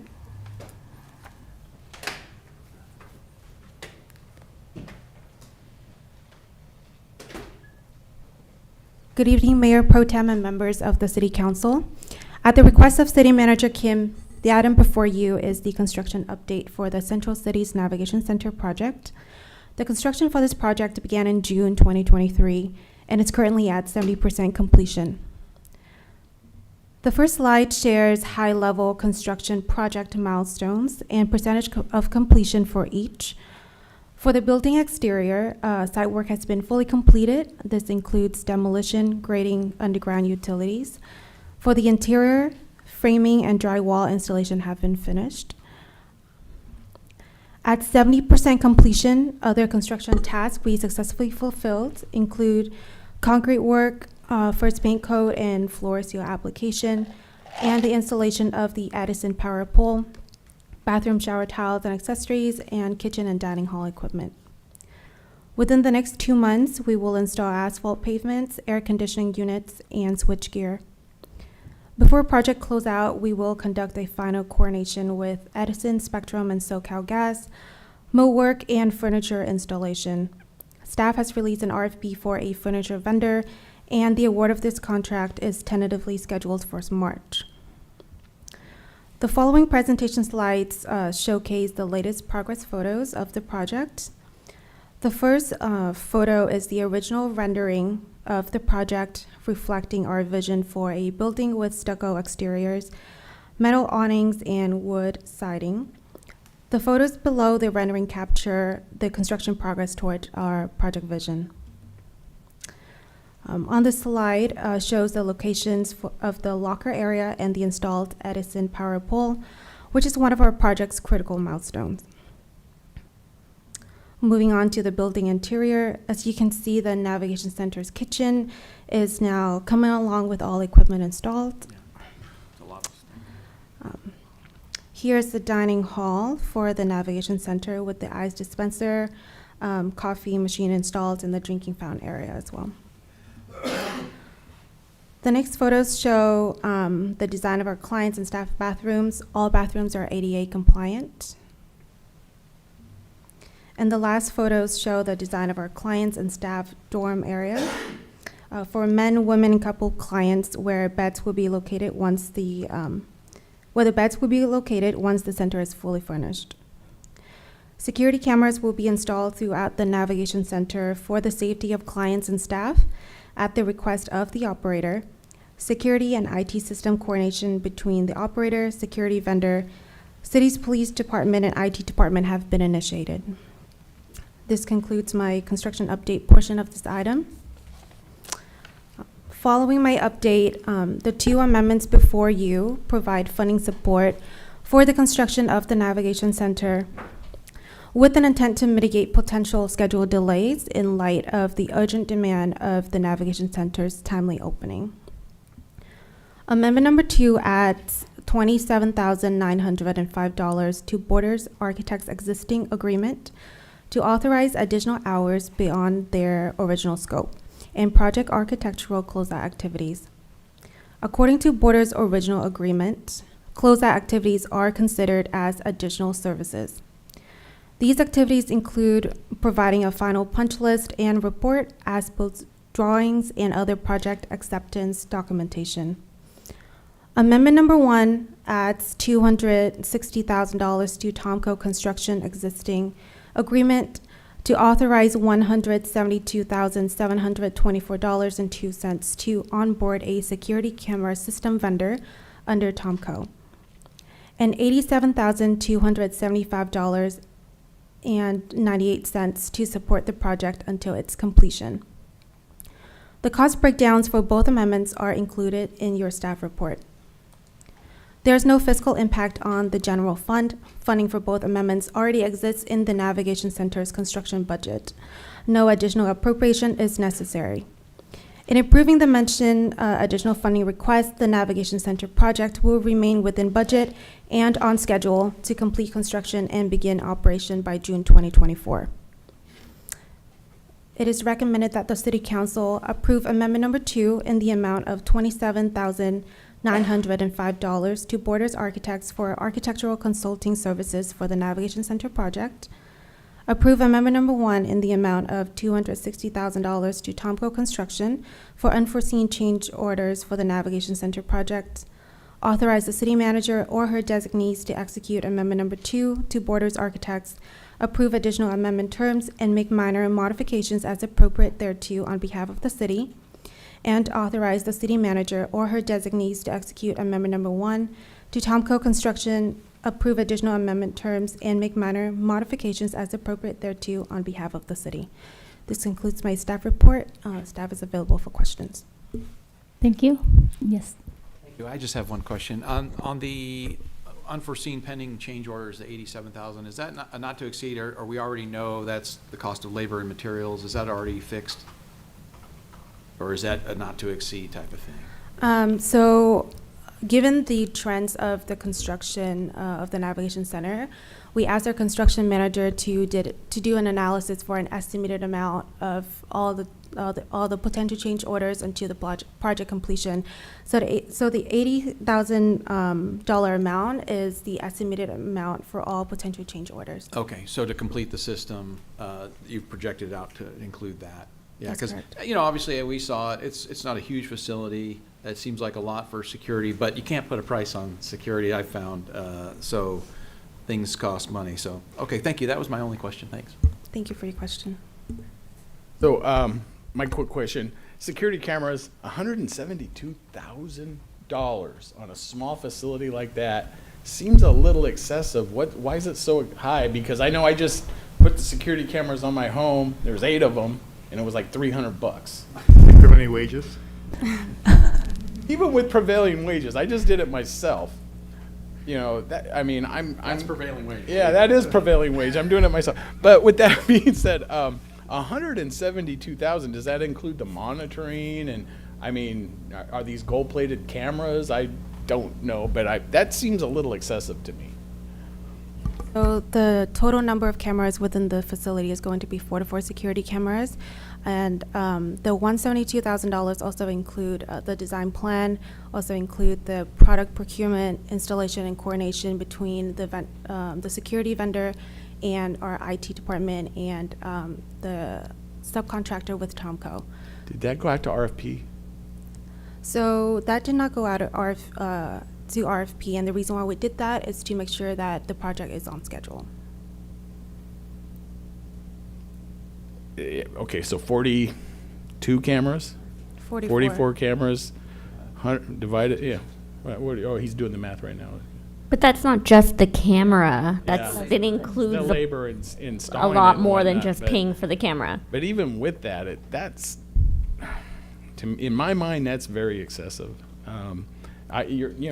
Councilman O'Neill's right. It does, security is a very important thing, but we also got to look at, that when you look at almost $200,000 for security cameras on a fairly small building. I mean, it's a good sized building, but it's, you know, it's not huge. This isn't the Taj Mahal here, and that seems very excessive. So I'm just, that's just a concern for me.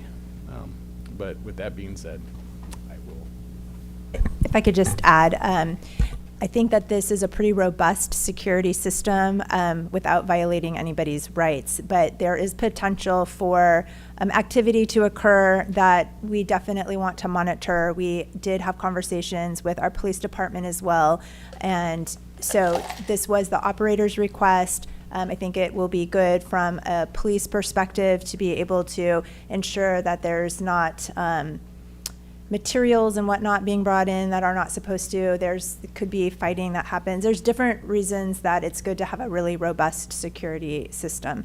The vendor that was selected, or the city staff was having conversations with about a system, you know, there's 3 components to project management. There's time, there's cost, and there's quality.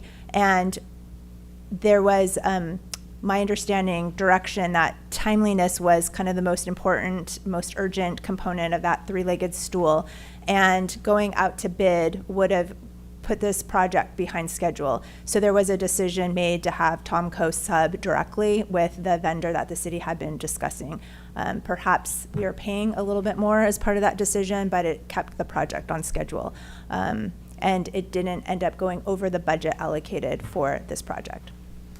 I mean, we'll just follow up on that. We knew that this facility was going to have cameras when we went into this process years ago. There was plenty of time to go to RFP on this. I don't think it's a little bit excessive. I think it's a lot excessive. You know, I think we could have read the tea leaves. We're going to need cameras for this facility a year ago. Let's put it out to RFP and get the best price for our taxpayers. I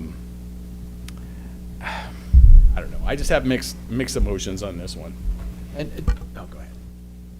I just want to reiterate that we're not going to the store and buying 44 cameras and paying $172,000 because that would be ridiculous. This includes the installation, I'm assuming the whatever monitoring, computer screens or whatever in coordination with our IT. So it's the labor, it's the cameras, it's the equipment, and it's the coordinating to make sure all the cameras are in sync, that you can see them.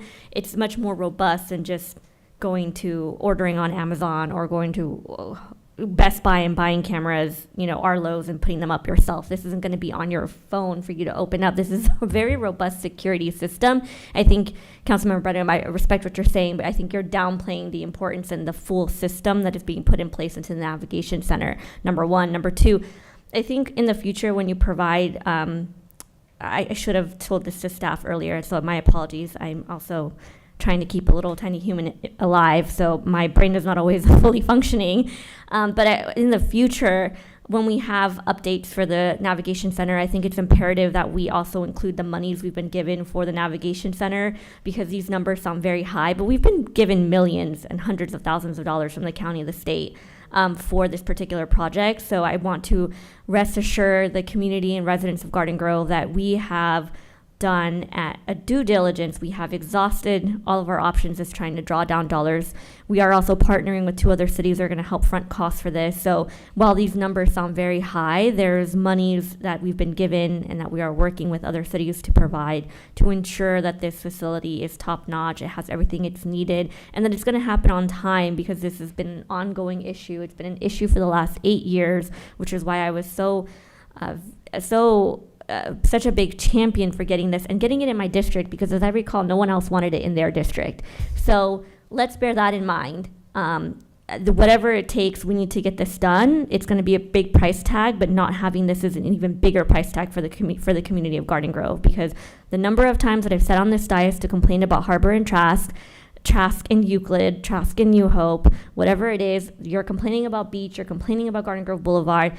That is excessive amounts of money. We are spending money on Garden Grove PD, on Public Works, going out to clean these places. We're doing the job of Caltrans. This is going to help alleviate that. We need that done yesterday. We needed this done 7 years ago.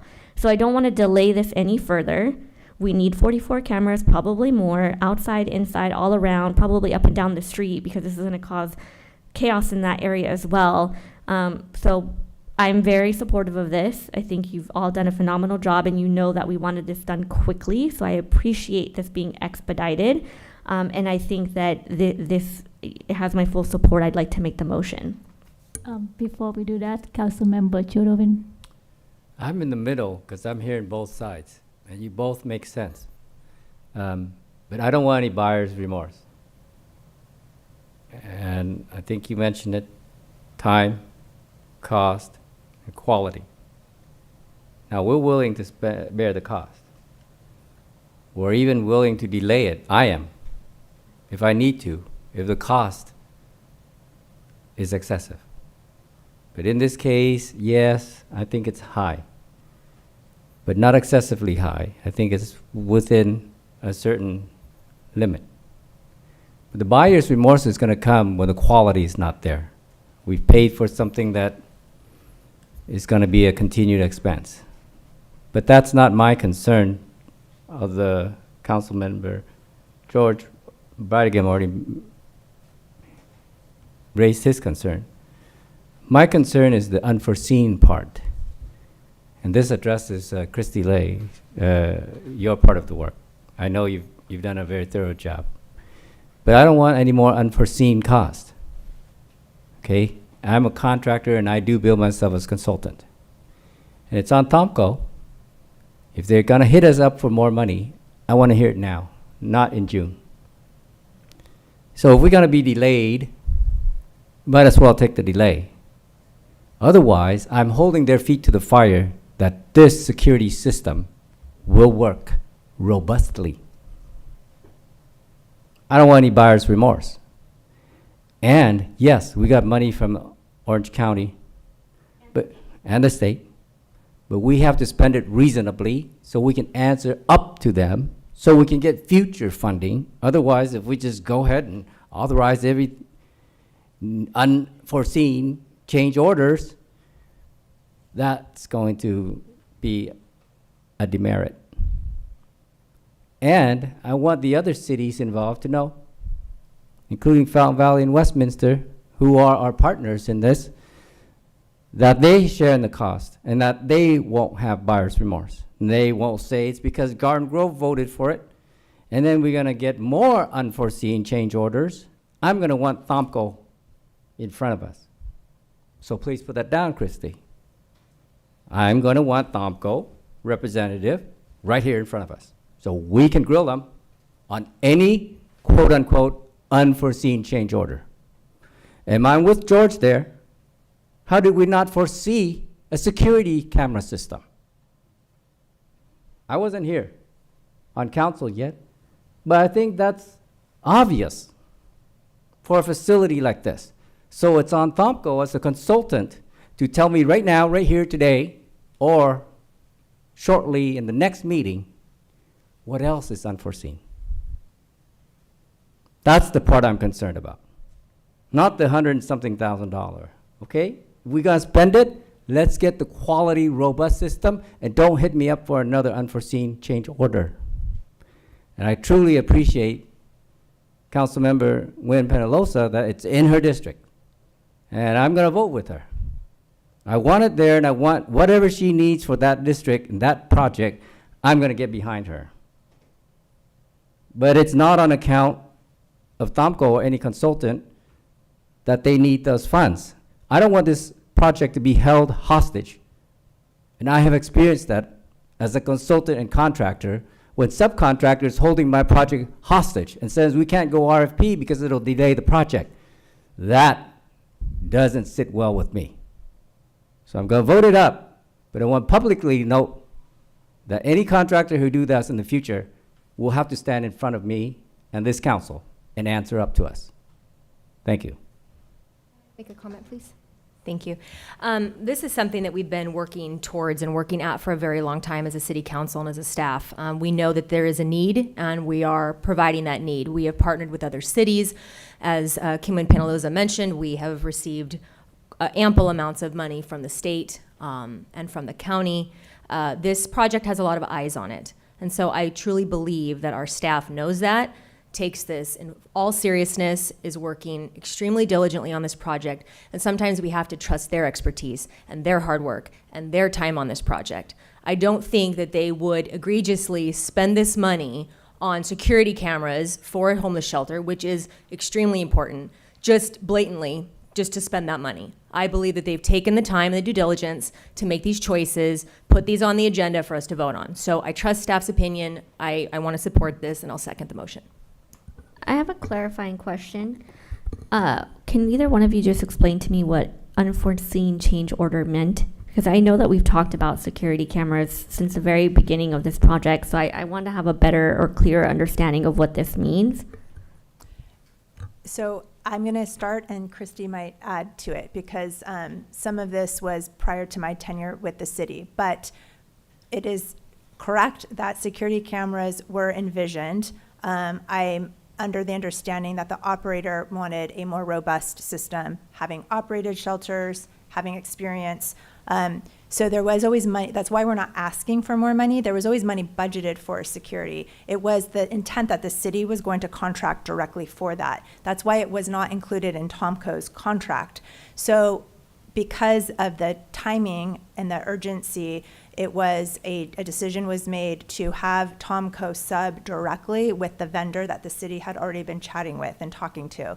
And that started eating into their contingency. It wasn't anticipated as a cost, so it's kind of unfair that it eats up some of the contingency. This is an existing building, and when you start to do rehabilitation to an existing building, there are unforeseen things that come up. So some of those unforeseen change orders were things, a virtue of an older building, when you start to open up walls, there's things that you find that you didn't anticipate. So it's a combination of some of those kinds of things, but also with the fact that the security camera system took up such a large portion of their contingency. It was a budgeted expense, but wasn't supposed to be part of Tomco's contract. And then I don't know, Christy, if there's anything you wanted to add to that. Thank you. And I think that's really helpful. I think in the future when we have staff reports, so we should include this type of background. I know that we were told verbally, but maybe some people didn't comprehend and it got lost in translation. But I don't want to continue to have these types of incidents happen on the dais, and then we get rage from the community because they're like, we're spending $172,000 on 44 cameras. That doesn't add up. We need to provide the context, because I know you guys are working really hard and doing your due diligence.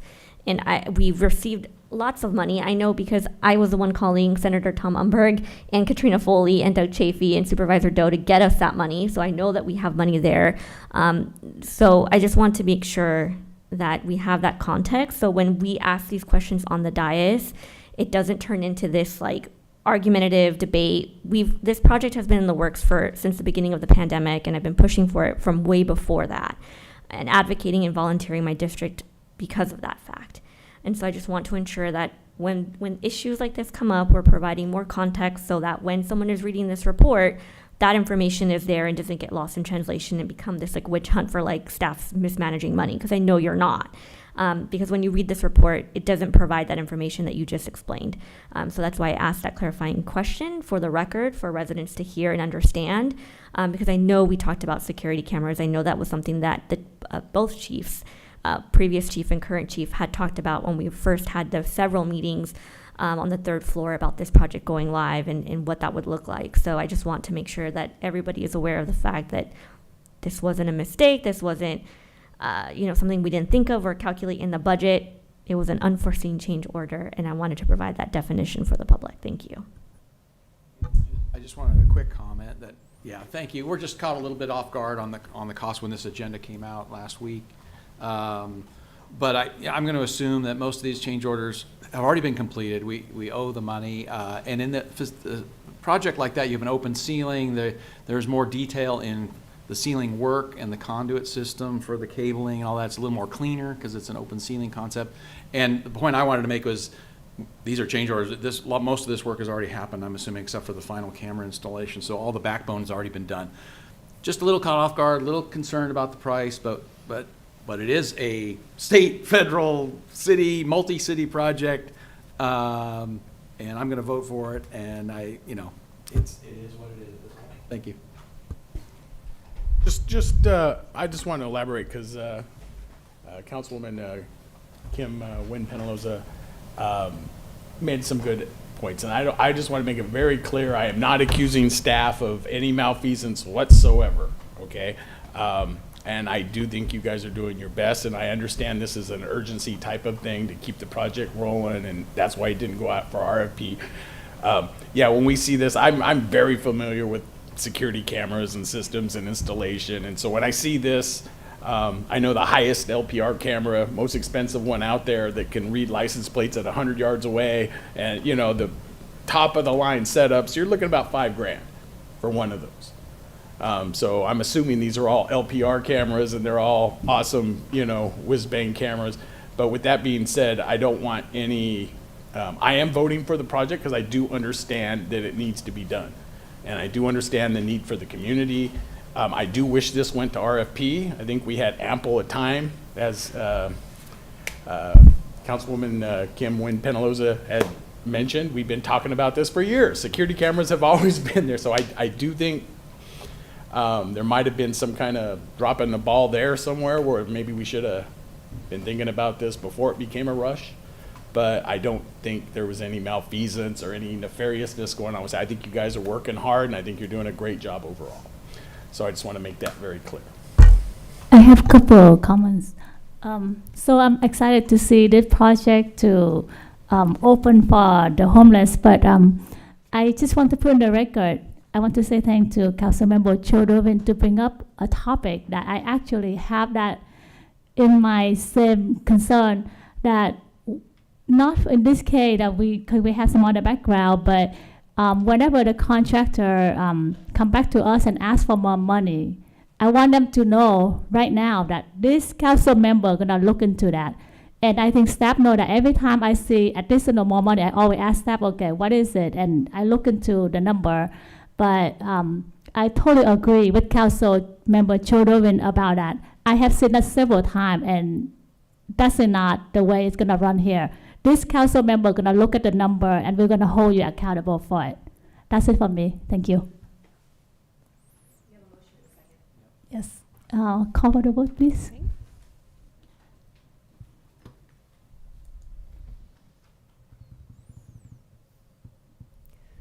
Motion receives, 6 yes votes. Okay, 7B. Yes. Thank you.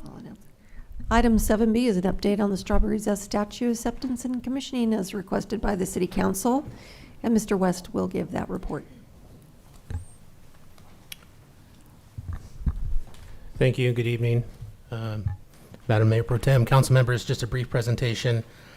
The Strawberry Zest statue concept, as you all know, was first introduced by Councilmember Bradigan back in late 21, and in early 22, the council did take action to approve its placement at Fire Station 84. I'm sorry, 83 on Valley.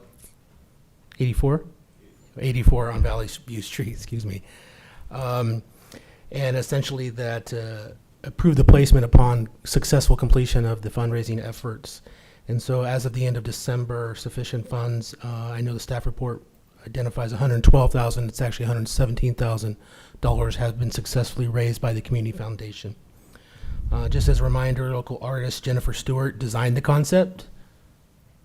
I think the image is up, which consists of a strawberry emerging from the peel of an orange, symbolizing the agricultural heritage of the area, when Orange County really was orange, and when Garden Grove's leading crop was the strawberry. The finished sculpture will be approximately 3.5 feet tall and approximately 8 feet long. The statue is now ready and is prepared to be transported to Oregon, where it will undergo a digital scanning and molding, and then followed by transport to the foundry for the bronze casting. All in all, that process is expected to take up to about 4 months. The artist has indicated that that's a conservative estimate, so hoping that it would be done sooner. And so the item before you is a recommendation that the council accept the Strawberry Zest statue upon completion of final construction and direct staff to coordinate and complete the installation of the statue at the previously approved location in front of Fire Station 84. And that concludes my presentation. Thank you. Thank you. Yeah, I thank you for the presentation. You pretty much covered everything. We raised $117,700. So we were trying to raise 120, so we were about 2,200 shy, but the artist has agreed to lower her fees to make it all work for us. So this has all been an effort. I've done all the fundraising basically, and basically acceptance tonight will be that you all agree to accept it as a gift and allow Public Works to put the base down and make the base so we can put it on there and dedicate it and all that when it comes in.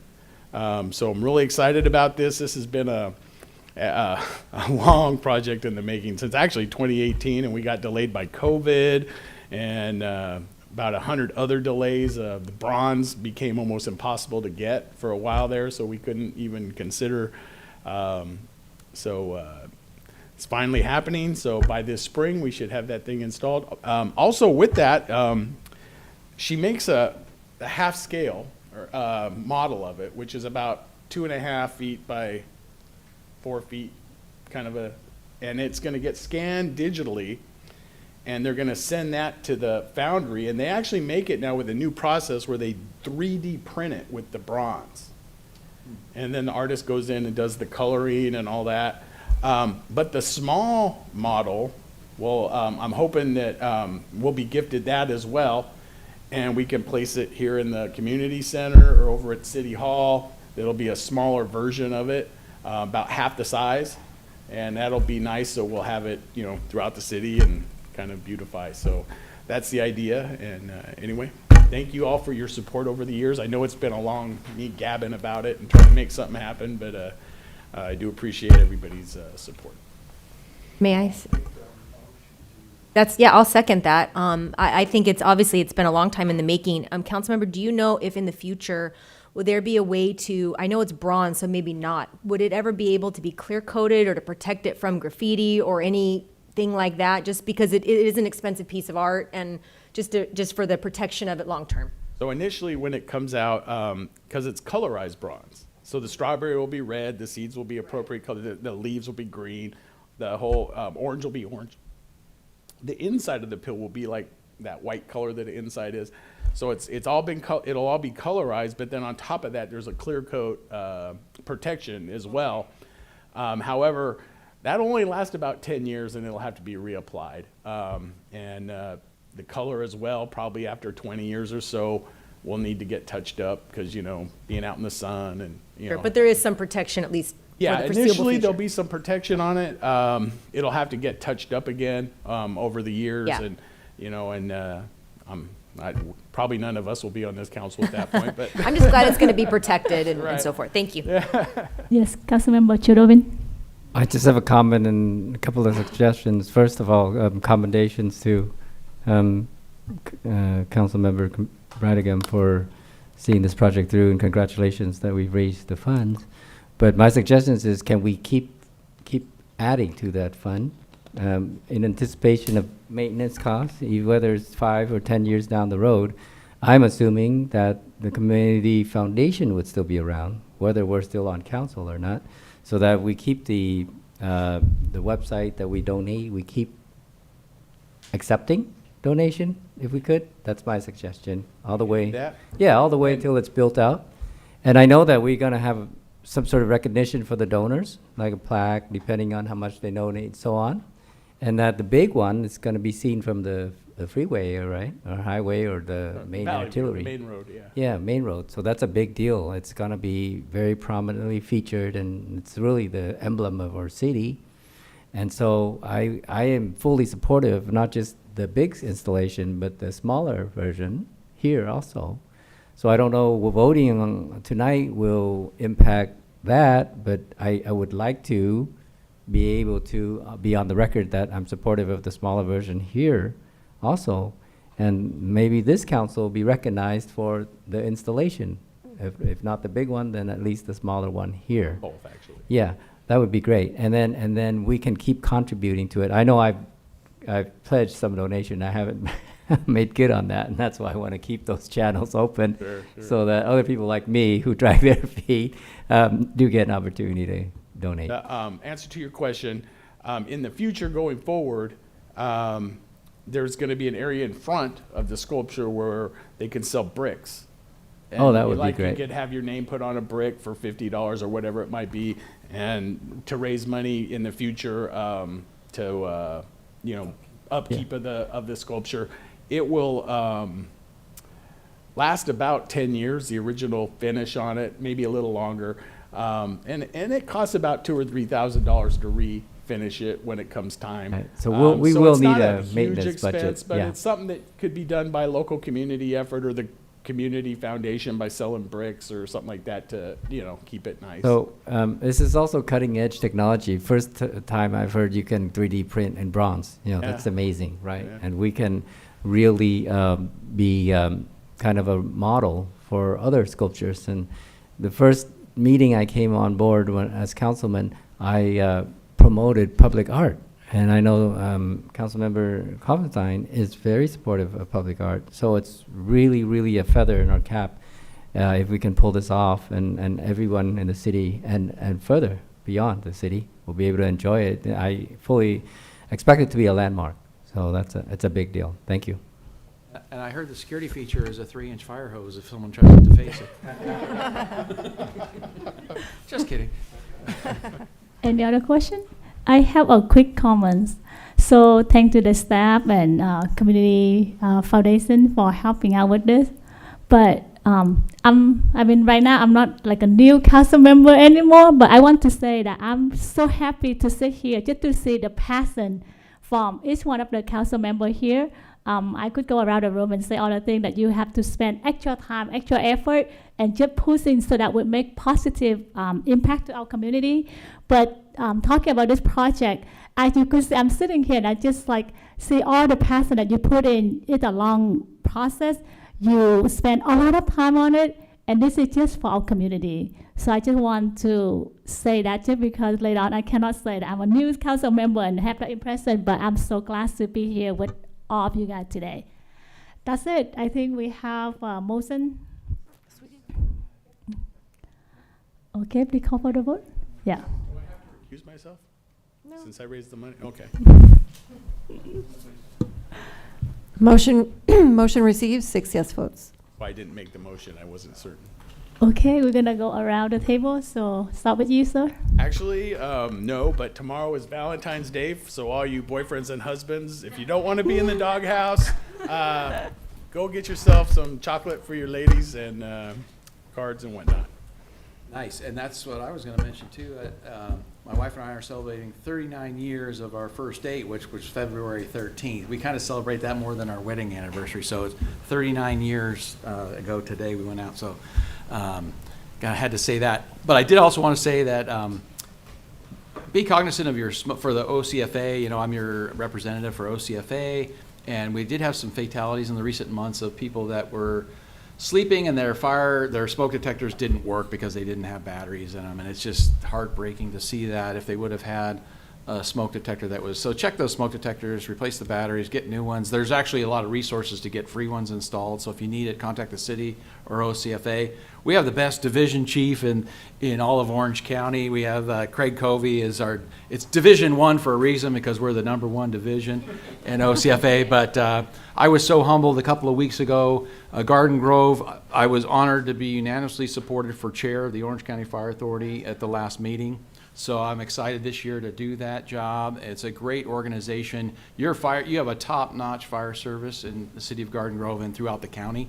From Chief Fennessy to our own TJ McGovern, who's the assistant chief of the authority, and then Craig Covey, and actually 1,200 firefighters, 400 plus administrative and management people, just a top-notch agency, and I'm so proud that Garden Grove has a seat on there, especially as the chair. I'm going to make everybody proud, and we're going to do some good things in the year to come.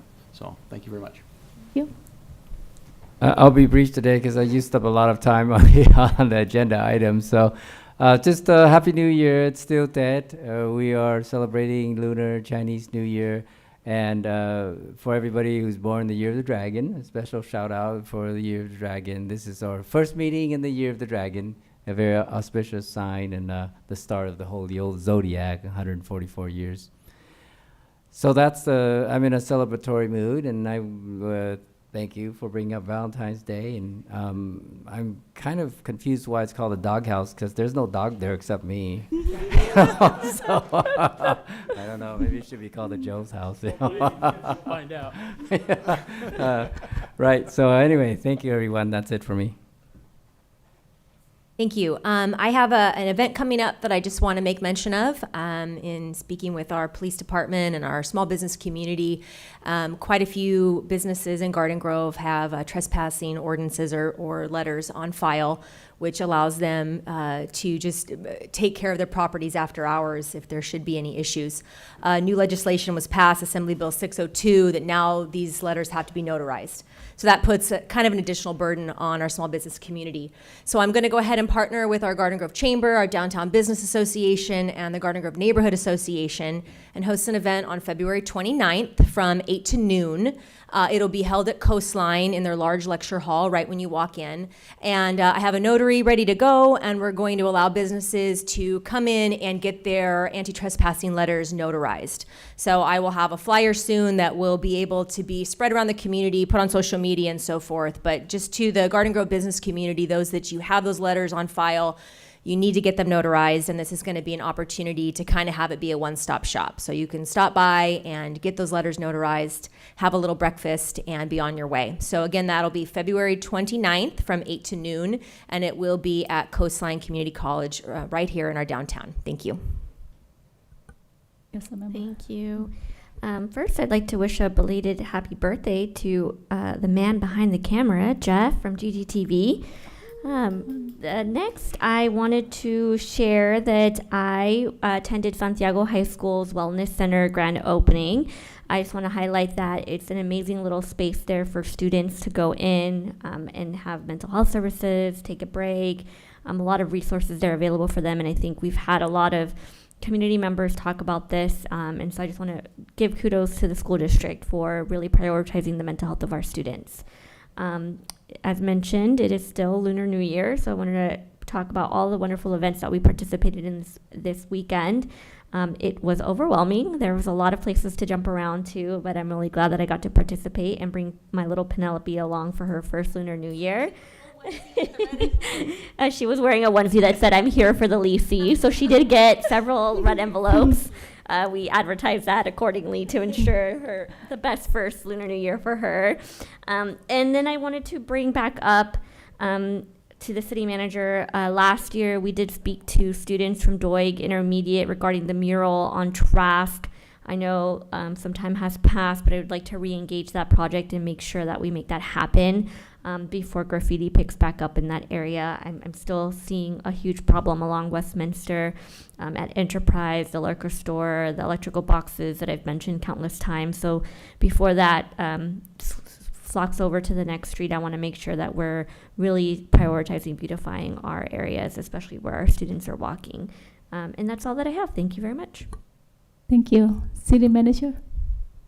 Thank you, Mayor Pro Tem Tran and members of the City Council. There's just one highlight I wanted to mention. Over the next few weeks, the Economic Development Department is hosting and coordinating with the Fair Housing Foundation workshops to be held on February 22nd, March 8th, March 12th, and May 16th, and more information is on the city website. We extend invitations to tenants and landlords to learn more about their rights relating to housing. So with the first event held at the Boyna Clinton Youth and Family Center, located at 12661 Sunswept, and the program will be presented in Spanish. Thank you. Nothing from me. Thank you. City Clerk, anything? No? Okay. I have a couple items. Well, first, I just want to say thanks to Public Works and the team there. There was a water pipe that burst right in front of my house. The team came within a couple hours. They came, they put the cone, and they work on it until late, like really dark, and at night time. And I came and asked if they need anything, but. So that's for the first time they came to kind of stop the water. And then after that, they came back and fixed the street. So I just want to say thank you for the good work there. And they took the action right away. Second, I attend there was a delegate team from Manila, Metropolitan Manila Development Authority, and I was so impressed with our Linda, right? Linda and Dave and our Chief Covey for their they did presentation about the emergency. And yeah, I was just so impressed, like all the little detail that they have, and the Manila team was so impressed about it, and they would try to learn from our city. So that was very nice to get to participate in something like that. Next item kind of relate to what Councilmember Win Peñalosa talked about, all the event in our community. I just want to say thank to Christine for organize the event for us to go and visit couple of the TV channel and the news. She took a lot of effort to make sure that we look good. We have, what to present to the news, and just making sure that we was doing our job the right way. And the news were very impressed with how we treat them. There was a news Vietnam, they came from another city, and they said they were so impressed everything about our staff, about our council member, and about our city. So that's great job, Christine. Earlier we recognized the SRT team. Homeless is something that like we all have the headache or think about that all the time. But as I mentioned a couple of times, they came, they clean up the trash, they have to face the the needle, the drug, and then go home with their family. So just want to let the resident out there to see that all the hard work that they have to put in. And I just want to say thank you for the support. Whenever we have like any resident call me, I call them and they respond right away, which is amazing. I couldn't believe like how fast our SRT were able to respond like right away within an hour. And last but not least, I was invited to the Lunar New Year event for foster kids, and it was very nice. The organization did that, but at the same time, they want me to bring back to the resident that they're looking for adopted parent, and that happened here, right here in Orange County. So they will come to our council meeting one of this day. But that's it for me. So Mayor Pro Tem? yeah, Sorry, really quick. Indulge me for a second, colleagues. I apologize. This is my first Valentine's Day as a married woman, and I forgot to wish my husband a happy Valentine's Day. So it goes both ways. So happy Valentine's Day, honey. Yeah, actually, that was the last item I was going to say. The happy Valentine to everyone. And just don't forget, right, the date. And I think that's it. If there are no other comments, attend the meeting. And the next regular meeting will be February 23rd at 5:30 or 6:30. Yeah, that's it.